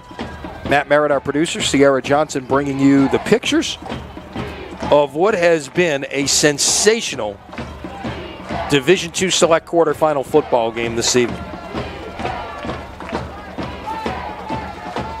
Johnson shows option, but keeps it himself and has room to run out past the 30 to about the 26-yard line.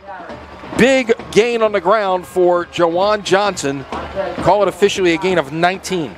Look, he wasn't pitching that ball. That's lead option, right? But they're walling everything off. They loading it, right? The guy that's supposed to have quarterback, they got up to him and blocked him, and he's off to the races. So from the 27, Johnson down the field, passing complete. Hey, look. That was intended for Trey Grogan. Look, I tell you what, I am highly impressed with Montez Randall, this sophomore corner. This guy, all night long, he has drawn the job of covering these wide receivers man to man, and he is right there in phase again. He's right there with them. No place for the ball to be put. Excellent job by that sophomore. Now over 400 yards of offense tonight for Johnson. He's thrown for 365 and 4 scores. He's run for 38 and another score. Give it away. First time we've called that running back's name in quite a while. That is Dudley Jackson. They've kind of gone away from that and more to the passing game, and he pops one for 10 and a first down. Well, he needs to walk up to the umpire and say, will you please move? Watch you run into the umpire right here, right at the 20-yard line. Bang, get out of the way, dude. Right? So that's what he needs. Excuse me, sir, can you please move next time? Yeah, he's a part of the game, and we understand that he's got a job to do too. You got 4 receivers to the bottom. Johnson looking to get away, and he's dragged down from behind. What a play by Lance Joseph from his defensive end spot to get the sack. Well, they brought the blitz, right? They went to man coverage all across the board, and they rolled the dice, blitz the A-gap, and they get home. Looks like we might have a hold call out there. Is it offense or defense? The flag's at the 3-yard line. So I guess it's defensive holding. Let's see. Oh, my goodness. So holding against De La Salle will nullify that sack. A huge play in this football game. Takes away what would have been 2nd and long, and now is going to be a half the distance to the goal penalty. Or are they going to put it? It's a 5-yard penalty? Well, it's going to be half the distance. No, it's not half the distance. So it's not. That was marked from the 17. They went back to the original line of scrimmage. And they should mark it 5 yards to the 12. I thought it was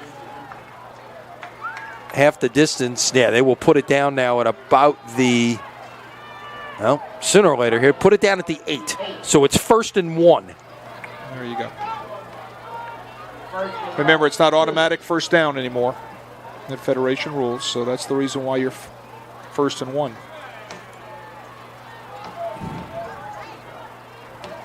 Oh man! After a big play like that on the sack, you get that call, right? Yeah. That's a hard. Yeah, it goes from 2nd and 21 now to 1st and 1. Blitz coming again, but he gets it away. It's incomplete. Reyes was the intended receiver. He could not come up with it, and now it's 2nd down. See how fast he got rid of that with a defender in his face. Here comes the blitz again, right in his face, sidearm. Kind of looks like that guy from Kansas City, right? Just get rid of it real fast, on target, hits the receiver, just couldn't catch the ball. Yeah, that guy's pretty good. Yeah, so is this one and the one in Kansas City. Yeah, I was going to say, so is this guy, right? So Juwan Johnson is pretty good. Unofficially, 365 yards passing and 4 touchdowns tonight for Johnson. The running back slipped down, and now it's going to be 3rd and about 3. You know, as the night wears on, the moisture builds up. It was a little slick before the game. I think I told you that. And there's a sample of it, right? You know, I think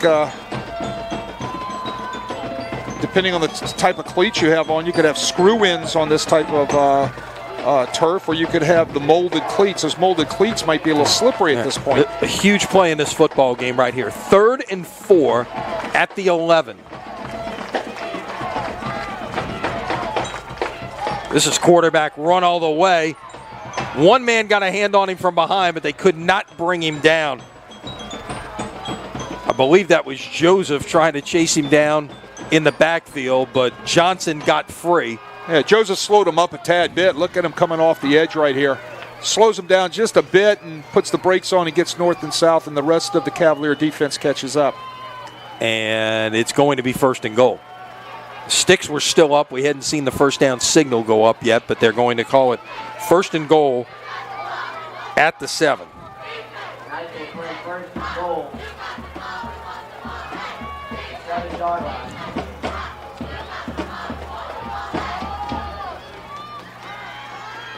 Johnson trying to go hard count. He's got an empty backfield. 3 to the bottom of your screen, 2 to the top. Johnson will roll. Pass is out of the back of the end zone, incomplete. I mean, he was some good pressure that time. Jordan Scott coming off the edge along with Kedrick Richardson. Yeah, well, they went man, and the 2 outside linebackers were just breathing down, and he just throws it out the back of the end zone.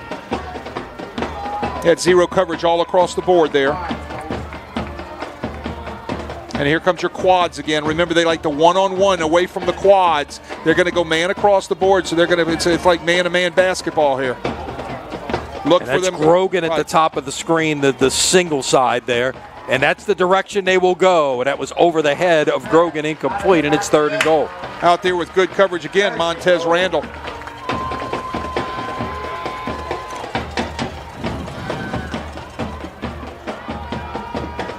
Here's a look at it. See Montez Randall up there, nicely done. Throw could have been a little bit better to give him a chance, right? Maybe throw it at the back shoulder a little bit more on the line, let him kind of use his big body as a receiver to kind of block out Randall to try to go get that football. Now everybody more in tight this time on 3rd and goal. It's all about leverage. They're going to try to get leverage here. Watch. Pass is tipped. Was it caught? Incomplete.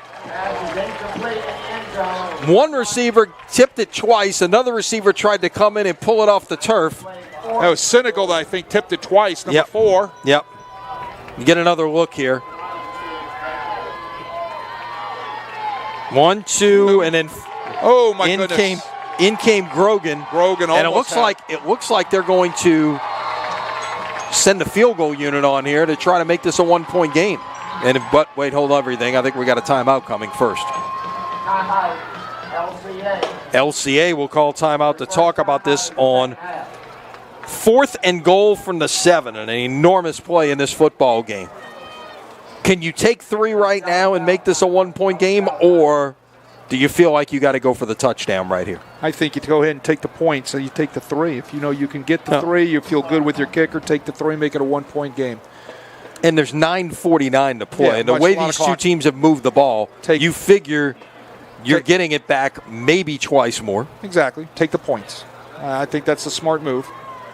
You don't want to be down here and come away with nothing, right?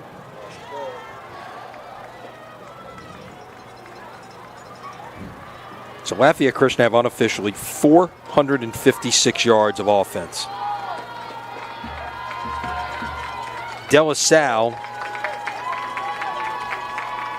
I have with 238 in the air, and I believe it's 238 on the ground as well. 476 yards. Kick on the way is good.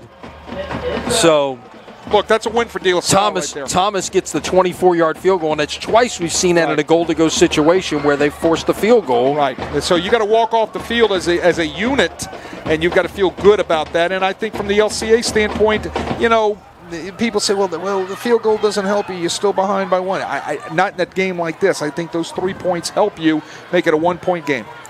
Tonight's coverage on Crescent City Sports is brought to you by Ochsner Andrews Sports Medicine Institute, treating more than 30,000 athletes a year with innovative treatments for sports injuries. Visit ochsner.org/sportsmed to learn more. Oh, hold on. I got to go put some more Bengay on my neck, right? back and forth we go. We've seen 13 scores in this game, 11 touchdowns, a couple of field goals.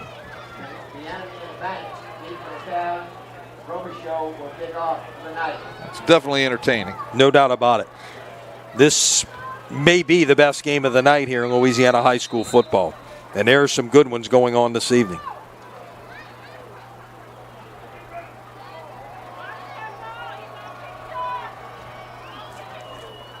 Line drive kickoff. One hop taken in at the 8-yard line. Up the middle with room to run past the 35. Brought down from behind near the 40-yard line is Jason Banks, who's been a big factor on special teams this evening. Of course, got that rushing touchdown earlier as well. Well, that's 3 returns tonight where he's brought it out over the 25, 30-yard line. Yeah, right? That's huge. A little gimpy coming off as well as he took a shot from behind on that play. Watch at the end of this play. Yeah, he got drilled from one of the trailing defenders there, and it's De La Salle 1st and 10 at the 39-yard line. 9:36 remaining in this one. Dix has had a huge night. Martin has had a huge night. LCA doing some shifting on their defensive front. Martin fights forward, keeps pushing, give him 2.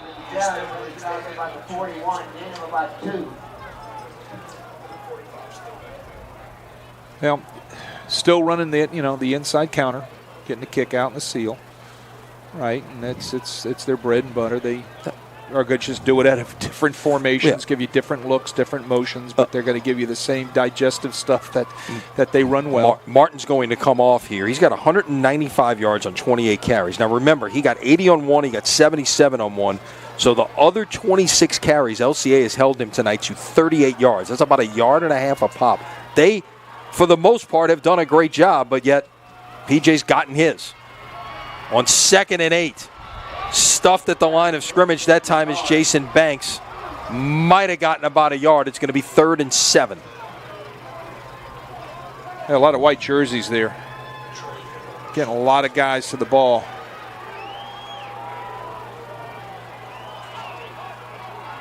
Stop on number 65, and we don't have a name for number 65. Somebody must have changed numbers there. That's right. There is no 65 list on the roster. Now, Banks, who had come off slowly after the kickoff return, comes off slowly once again, and Martin is back in the game at running back on 3rd and 8. Bring the receiver in motion. Play action. Pass is caught and broken up. Nice defensive coverage that time by Brian LeBlanc. He's got 5 interceptions on the year. Got in there and broke up that pass that was intended for Jace Bieniemy, and it's going to be 4th down, and the Cavaliers are going to have to send the punting unit back. Yeah, ball's a little late getting there because he was getting pressured, and it was thrown to the wrong side. It was thrown to his inside shoulder, which allowed the coverage to get there even faster, right? So he throws it to the outside shoulder and lets Bieniemy run to it. He might have a chance to catch that ball. Could have possibly got the first down. Yeah, it was close. Things. He would have had to make a play there because the ball was thrown short of the sticks. It was at the 48. He needed to get to the 49. So if he does make the tackle, it's going to be 4th and 1. Instead, he broke it up. But my point is the pass would have been a little bit better would have gave him at least a shot at it, right? Could have been close. Placement of the ball was the issue there. So the punt is down at the 37, 38-yard line. I put it at the 37, so that's where LCA is going to start here with 7:52 to play in a 1-point game here. Looks like LCA has made some nice adjustments to handle the running game and also the passing game here in the second half.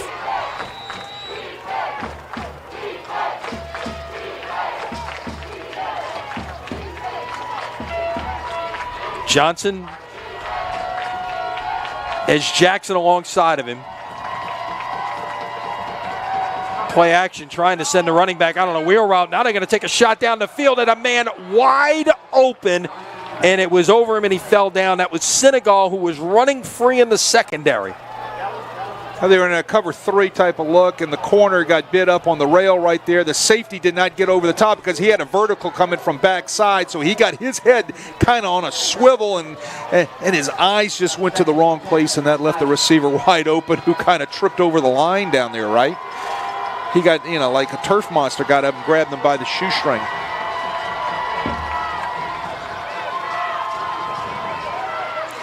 Coming this way with room to run now, past the 40, 30, tried to stiff arm a man and brought down about the 25-yard line as Dudley Jackson popped a big play. Let's see where they put it down.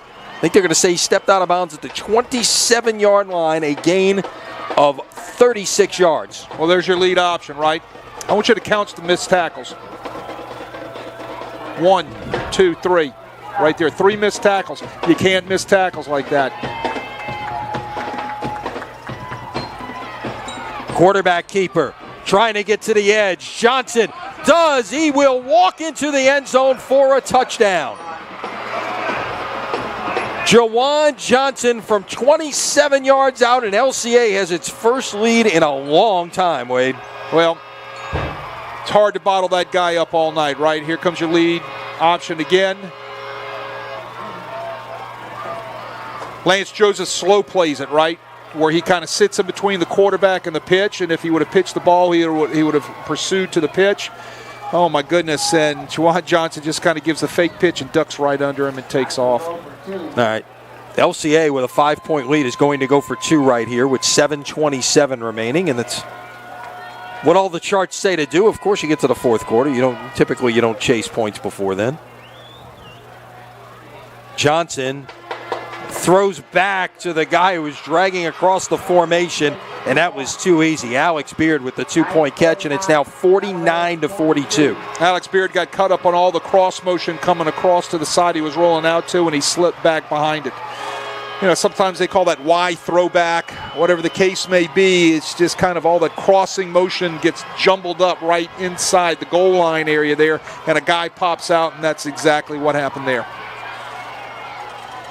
Nice play design, nice 2-point play. But, if they're going to take the lead, if you're De La Salle and they're going to take the lead like that, you want them to score quick, right? Because you still have the capability of burning clock and scoring, and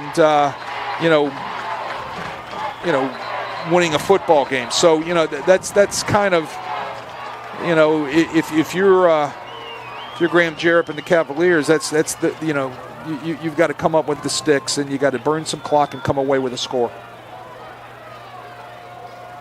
But how explosive is Juwan Johnson on the lead option? Makes a lot of people miss, freezes a lot of people with the fake pitch. We can tell you now the winner of this game is heading on the road next week. Turlings Catholic defeats Shaw 27-21. Kudos to Hank Tierney and his team. Great year by Hank Tierney. Great year. A 6-point game against the number 2 seed on the road tonight.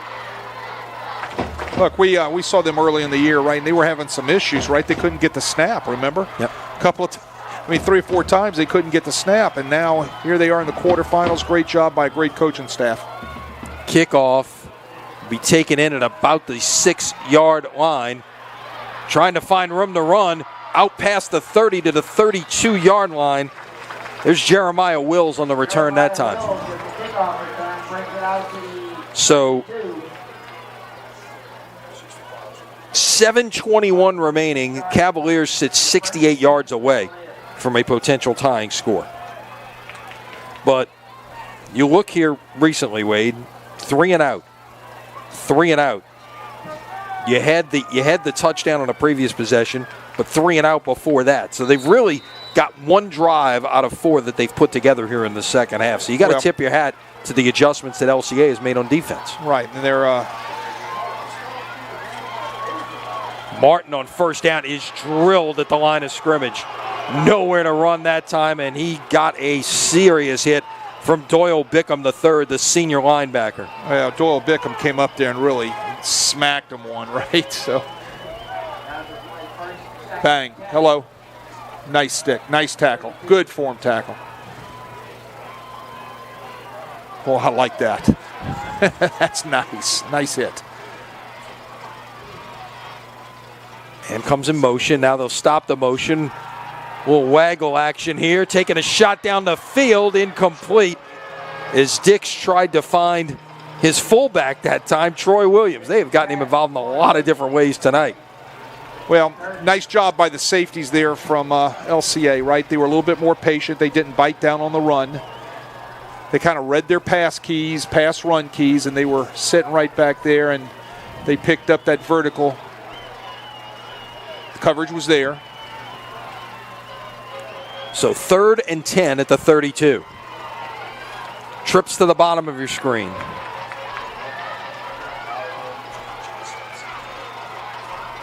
Play action, little bubble screen, pass is caught, but it's well defended that time by the Knights. That was Fortenberry on the catch, but he's brought down immediately for a gain of 3, and De La Salle is going to have to punt the football. Yeah, it's Sam Taylor. Look, on that bubble screen right there, wide receiver, you don't want to take that into the linebackers. Did you see where he took his second step? That brings you a little bit closer to those inside-out pursuing linebackers. You got to get the foot in the ground and get right into the pipe, right?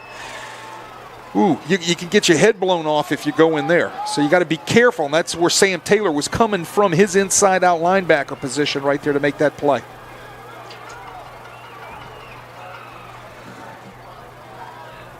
Can't go east and west on a north and south field. Exactly. Here's the punt.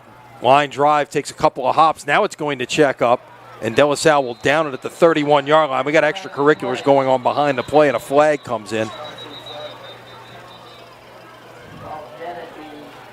Montez Randall and Ty Lee were tangled up near side about the 42-yard line. Let's see what this is all about, as again a flag did come in.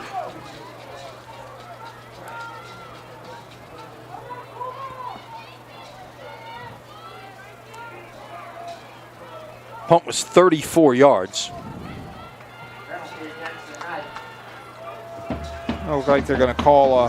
They may call this against LCA, and if so, that's going to back them up. And not much has gone right here in the last few minutes for De La Salle, and maybe that's what they need. That's going to be, is that some kind of illegal block? It's only a 10-yard penalty, yeah. It's either a hold or block in the back, something like that. So 5:49 to play here. And LCA is going to begin at its 21-yard line.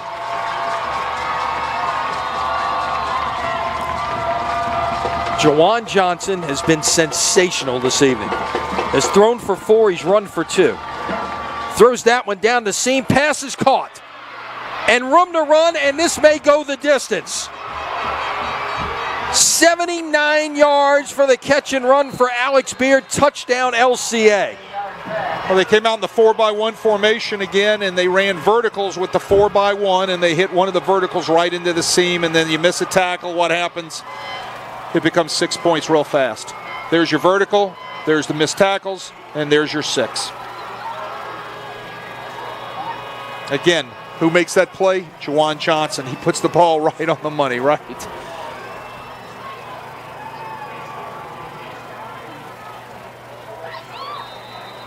I can see why everybody in the country wants this guy, right? Look, I'm not so sure he can't go someplace and play quarterback. No, I don't disagree there. Kick is good, and it's now a 56-42 game with 5:36 to play. Look, as fast and furious as things have happened here, this game is not over yet, but obviously De La Salle has to be able to come up with an answer offensively that they've only done once in 5 drives here in the second half. They've got to come away with points now. But, you know, everybody's talking about Jawan Johnson as an athlete and you know, playing in somebody's secondary, maybe being a wide receiver. Who knows, right? Got it? Yeah. Well, yeah. Yes, he can. I'm not sure this guy can't go someplace and play quarterback, right? I mean, he's 6 foot. He's tall enough, right? Yeah. He's 175 pounds. He'll get bigger. No problem. The little flaws he has in his throwing motion and all that stuff, that quarterback coach will fix that. This cat has a different gear, right? And I'm not just talking running. I'm talking competing. He's got a different gear. He has thrown for 444 yards and 5 touchdowns. He's run for 69 yards and 2 other touchdowns. And he's a junior. He's a junior.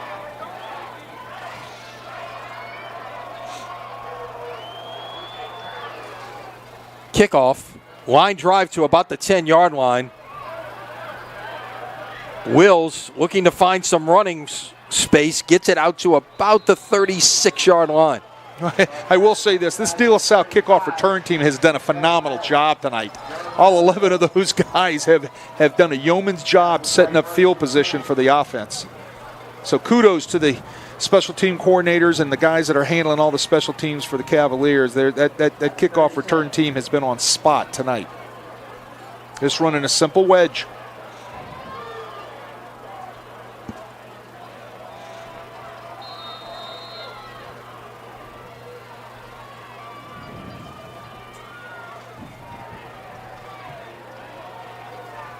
I'll give you a final from uptown. U-High defeated Newman 49-13. So top seeded Newman's season ends here in the quarterfinals. Play action on first down. Trying to get down the field. Pass is incomplete. Yeah, it was intended for Jeremiah Wills, and he had a defender four-step with him. Trying to hit the rail out of the backfield, right? Sneak him out. In phase with him right there. I believe that was Kellen Thibodeau. Running step for step with him. Now, with this being a 2-score game and 5:20 left, I guess you've effectively taken P.J. Martin trying to run the football out of the game at this point. You really can't. Right. Yeah, you can't get away from it because he's your guy, right? But you got to find other ways to get him the ball. They'll in fact, they'll send him in motion out of the backfield, line him up right side. Now the quarterback might be looking to run. He's going to throw it back across the grain, and that pass is caught, but it's only going to get about 6 yards, as that was Bieniemy on the catch. 41. Somebody needs to coach Mark Dix on not throwing back against the grain, right? I think there was a guy in a Superdome one year that did that, and the Saints picked him off by the name of Favre, right, when he was playing with Minnesota. It's tough to throw back against the grain because everybody's catching up to that ball coming inside out, right? They were trying to run the little mesh route again, trying to drag P.J. Martin across the formation, but he got flushed and he went to the second route there. Head trips now. Bieniemy's in motion, comes back this way. It's a quarterback run and room to run. Down the far sideline, out past the 40 to about the 35-yard line, goes Mark Dix, his best run of the night. Give him a gain of 23 on the play. We saw that play early in the year. He scored a touchdown earlier in the game, back in the first quarter, and he scored a touchdown off of that quarterback draw. Great blocking at the point of attack again, and he scoots down the sidelines to move the chains. As he's got 4:30, they've got to put the ball in the end zone now, or as soon as possible, right? The ball's at the LCA 35-yard line. Then you start looking at onside kick scenarios and things of that nature. Yeah, exactly. Play action to Martin. Dix takes a shot down the field. Got a man, but he overshot his receiver, Fortenberry, who had 2 steps behind the LCA secondary. Can't stop running your route, right? He's slowed down. You got to keep running that route to the ball. The ball's going to take you to the catch. The catch will be there if you run to the ball. So you just can't slow things down. He had a step on the defenders. Just let's keep running. Keep running the route. Flag in the play. There's a flag, and it's against LCA. Roughing the passer. Roughing the passer is the call, so great combination, little route out of trips right there. They ran a little post rail, flat route, right? So the post was wide open. It's just that Fortenberry just kind of idled things down. Well, you get the 15. It puts a ball on the edge of the red zone here at the 20-yard line. Now with De La Salle coming out with 4 receivers to the bottom of your screen. And now they'll motion Martin to the top. So he's one-on-one out there at the top of the screen. Dick's looking to go that way. His arm is hit. That's incomplete. Yeah, he had some pressure coming off his right side. That was number 18, Sandy Lewis. I think that's the first time we've called that outside linebacker's name tonight. 6'3", 220-pound junior. He comes off the edge up at the top of the screen, beats the tackle, gets an arm. Yep, hits that elbow right there. Remember, De La Salle lost their right tackle earlier in the game with some sort of knee or ankle injury, so that's a backup that's out there now. Number 78, Ian Fields, a sophomore at the right tackle position. Tried to give it to Martin that time and nothing doing.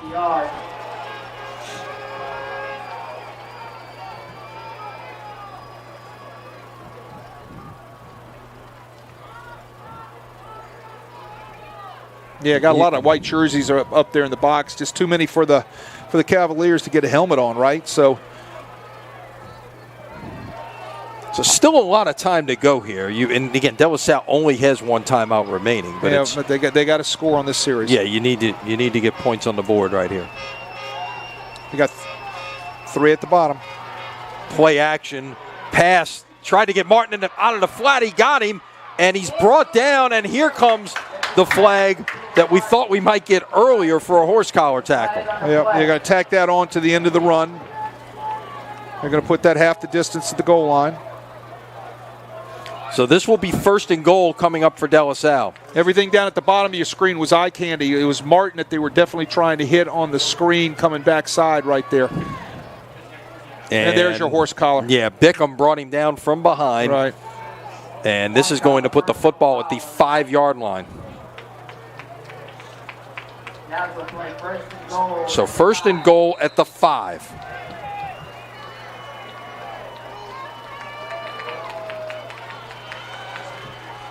Here's your Wildcat again. Yeah, it's Martin out of the Wildcat here from the 5-yard line.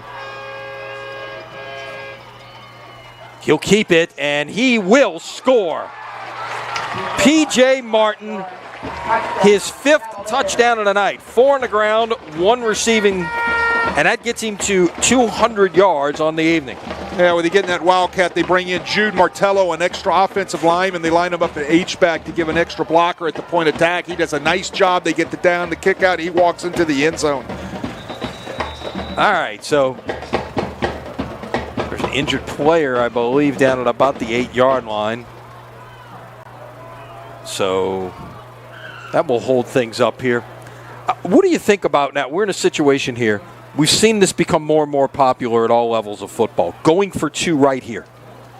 When you're down 8, knowing, okay, if I've got a 2-point play, if I get it, now a touchdown, an extra point wins. If I don't get it, Now I basically have 2 chances to make 1 2-point conversion. Well, I think it's kind of 6 1 half dozen the other. It depends on when you want to do it, right?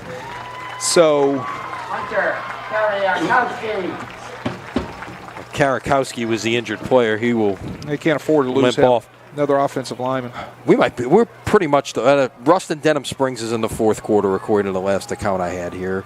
A couple other games maybe going on and haven't gone finally. I tell you what, a good one going on in Metairie tonight. St. Martin's leading St. Mary's 29-25 in the 4th quarter. That was a 4-5 matchup. Good for Frank Chindusa and his staff. That's awesome. We had a chance to do a game out there earlier in the Senegal, number 4, who came away. No, check that. It's 34. It's Luke Aragona. That's the recovery of the night for Luke Aragona. Yeah, right? and he's a guy who rotated through at running back. We haven't seen him at all in the backfield tonight. Well, he came up big there. Yep. Look, I like the execution by De La Salle. They just didn't get on it. Good job by LCA with their hands team. And Luke Aragona, right? I mean, I thought the execution was good. Speed of the ball was good. Everything looked pretty well executed, right? Yep. Everything looked pretty clean, both teams. So they'll put it at the De La Salle 49-yard line. So the Cavaliers basically need to find a way to get a stop here. Yeah, they got to get a stop or a turnover. And again, 1 timeout left for De La Salle, all 3 for Lafayette Christian.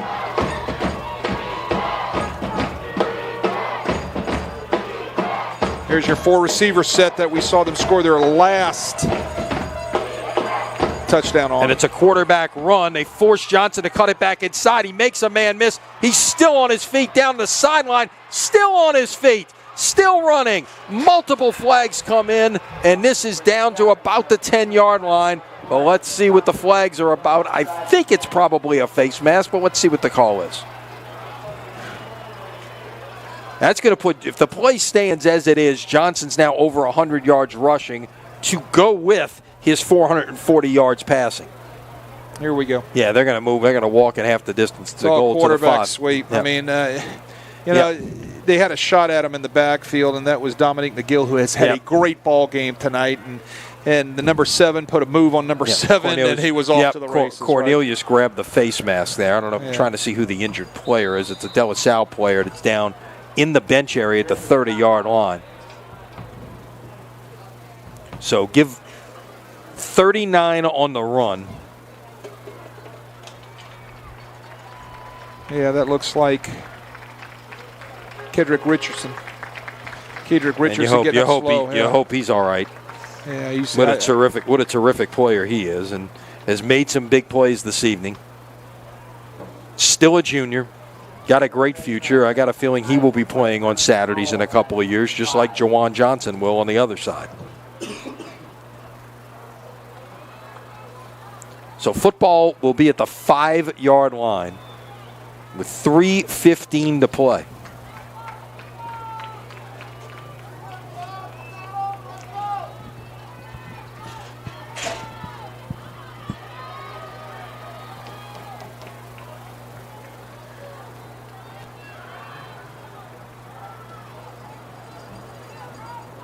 You know, De La Salle is going to have to, they're going man here across the board, so they're moving a lot of guys out of the box, right? So what does that spell? That spells run the ball with number 7.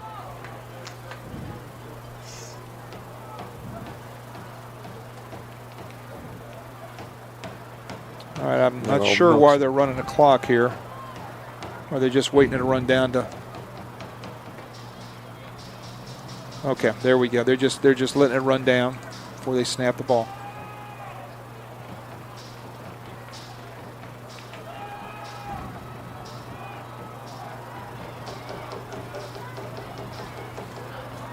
The quarterback will keep it, and it is well defended. They faked the jet sweep, and Johnson ran off the left side, but is stopped up for no gain.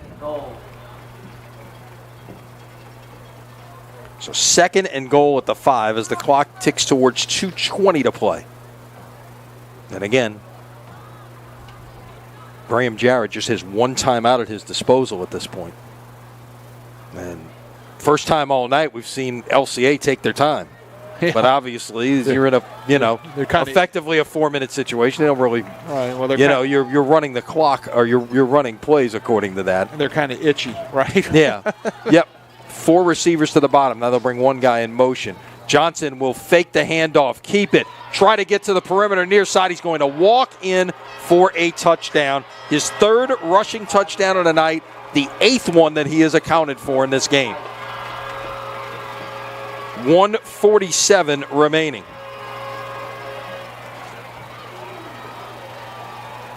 Well, I'll just let the pictures do the work. That's right? it. I mean, he is an amazing athlete, I made 4 people miss, right?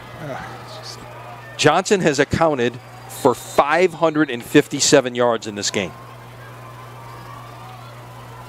The LCA has 642 yards of offense.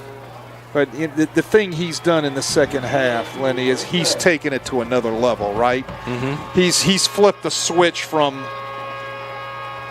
real good to great, right? I mean, put his team on his back when they were trailing. Look, don't give credit where credit's due. The LCA defense has held De La Salle to 14 points in the second half, which 14 points. Look at the scoreboard right there, folks. 112 points on the board. You hold a team to 14 points and a half in this game. Correct. That's holding. Okay. All right.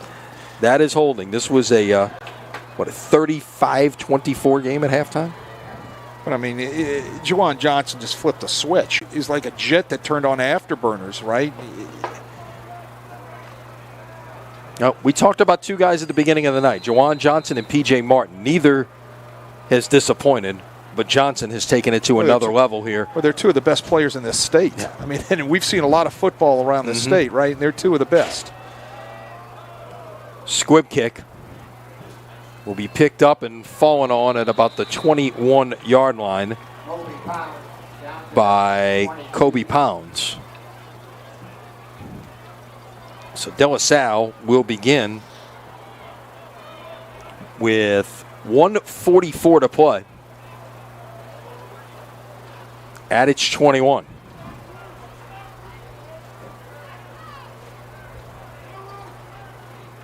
One thing we said about both of these teams, but really about LCA, is knowing how to win. When you've been to 5 consecutive state championship games, and assuming this holds up, they will be 1 win away from a 6th straight state championship game.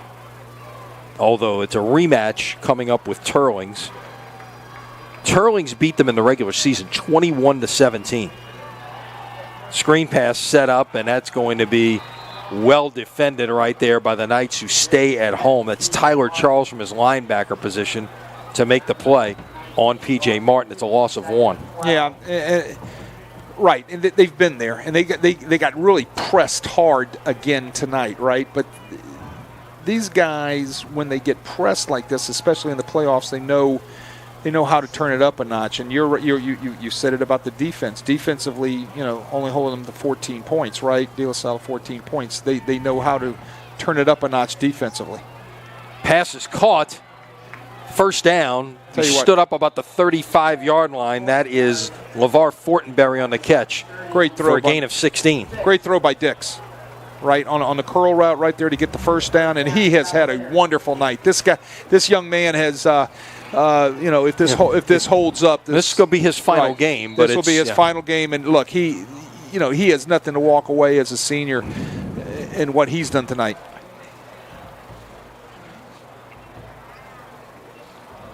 So after the spike, it'll be 2nd down and 10 at the 36-yard line. Right. Or 35-yard line, I should say. Put it down at the 36.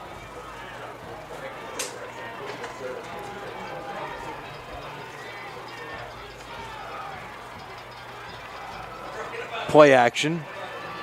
Dix will roll. He's got a man open down there, and this is caught by Fortenberry. Well, got behind the defense, and it's inside the 20-yard line, and now Fortenberry he's down a little bit. I think he fell on the ball. Yeah. Right. Yeah, but I tell you what, add some more stats to Dix's stats, right? He's had a great game tonight. That's going to put him over 300 yards passing.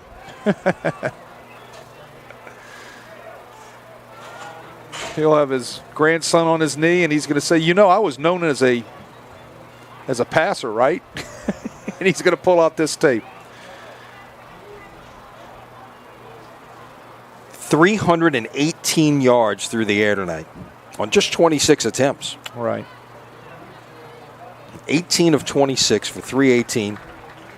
He's run for a touchdown. He's passed for a touchdown. Lamar Fortenberry, number 13.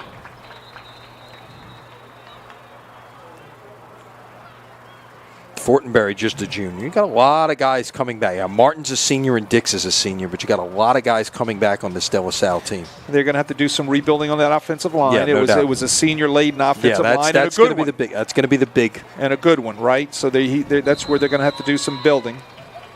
You got some other backs. They've got the pieces in place other places, right? Pass is intercepted, and that will do it. Sam Taylor on the pass intended is heading down the far sidelines, and can they catch him? I don't know that they can. They won't. Touchdown LCA. Well, that's an exclamation mark on this for this LCA team here tonight. That's nice. Sam Taylor's had a nice football game. He's a wonderful linebacker. I tell you what, he makes a ton of tackles, and now he gets a pick six. Get another look at it here, Wade. Yeah, just kind of floated out there. Yep, 82 yards on the return. Yeah, just kind of floated out there, like I said, into a bunch of traffic. And whose arms does it fall into? Sam Taylor's. And he's a junior.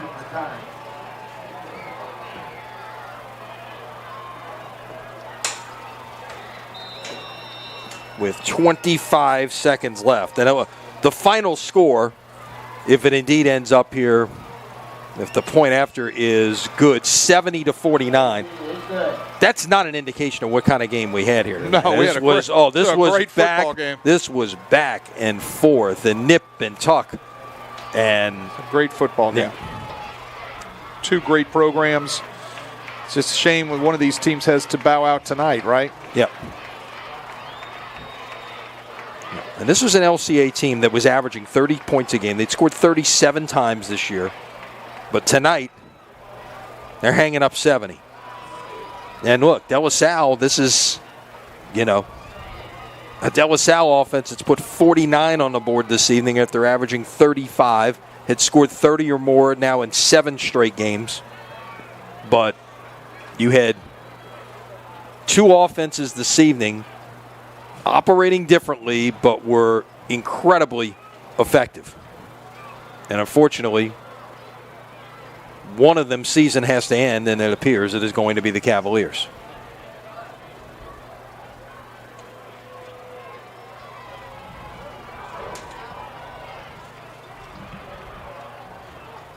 Again, I would have liked to know what the over-under was. Oh, my goodness. One more. They got to get another player on the field. They only had 10. Now we'll get one more out there. All right. So perhaps the final kickoff of the night. There have been plenty. Kickers' legs are tired, right? Yeah, exactly.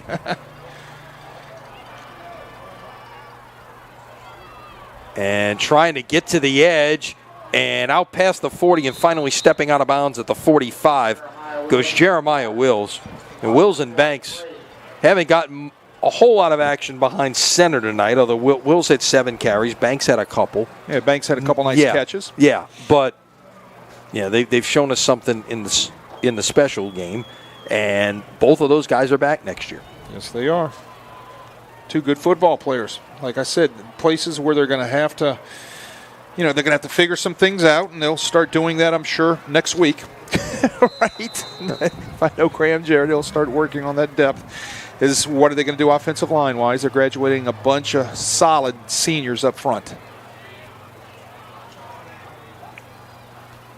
Dix, incomplete in the direction of Fortenberry.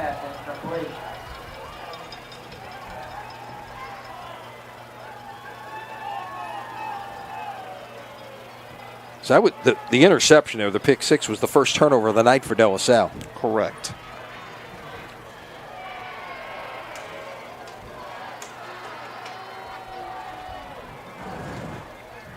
So it looks like there'll be another game in Lafayette between Turlings and district rivals. LCA, will face off again. District rivals. So it'll be Turlings against LCA. It will be St. Thomas More against E.D. White. So both of those both semifinals will be in the Lafayette area, and 3 of the 4 teams will be from the Lafayette area.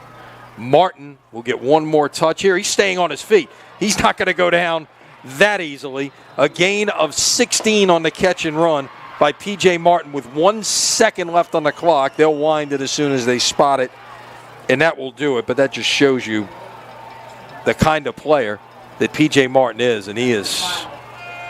And that ends it right there. As you hear the horn, Martin finishes the night with 284 yards from scrimmage, Wade. Right. 200 on the ground, 84 receiving.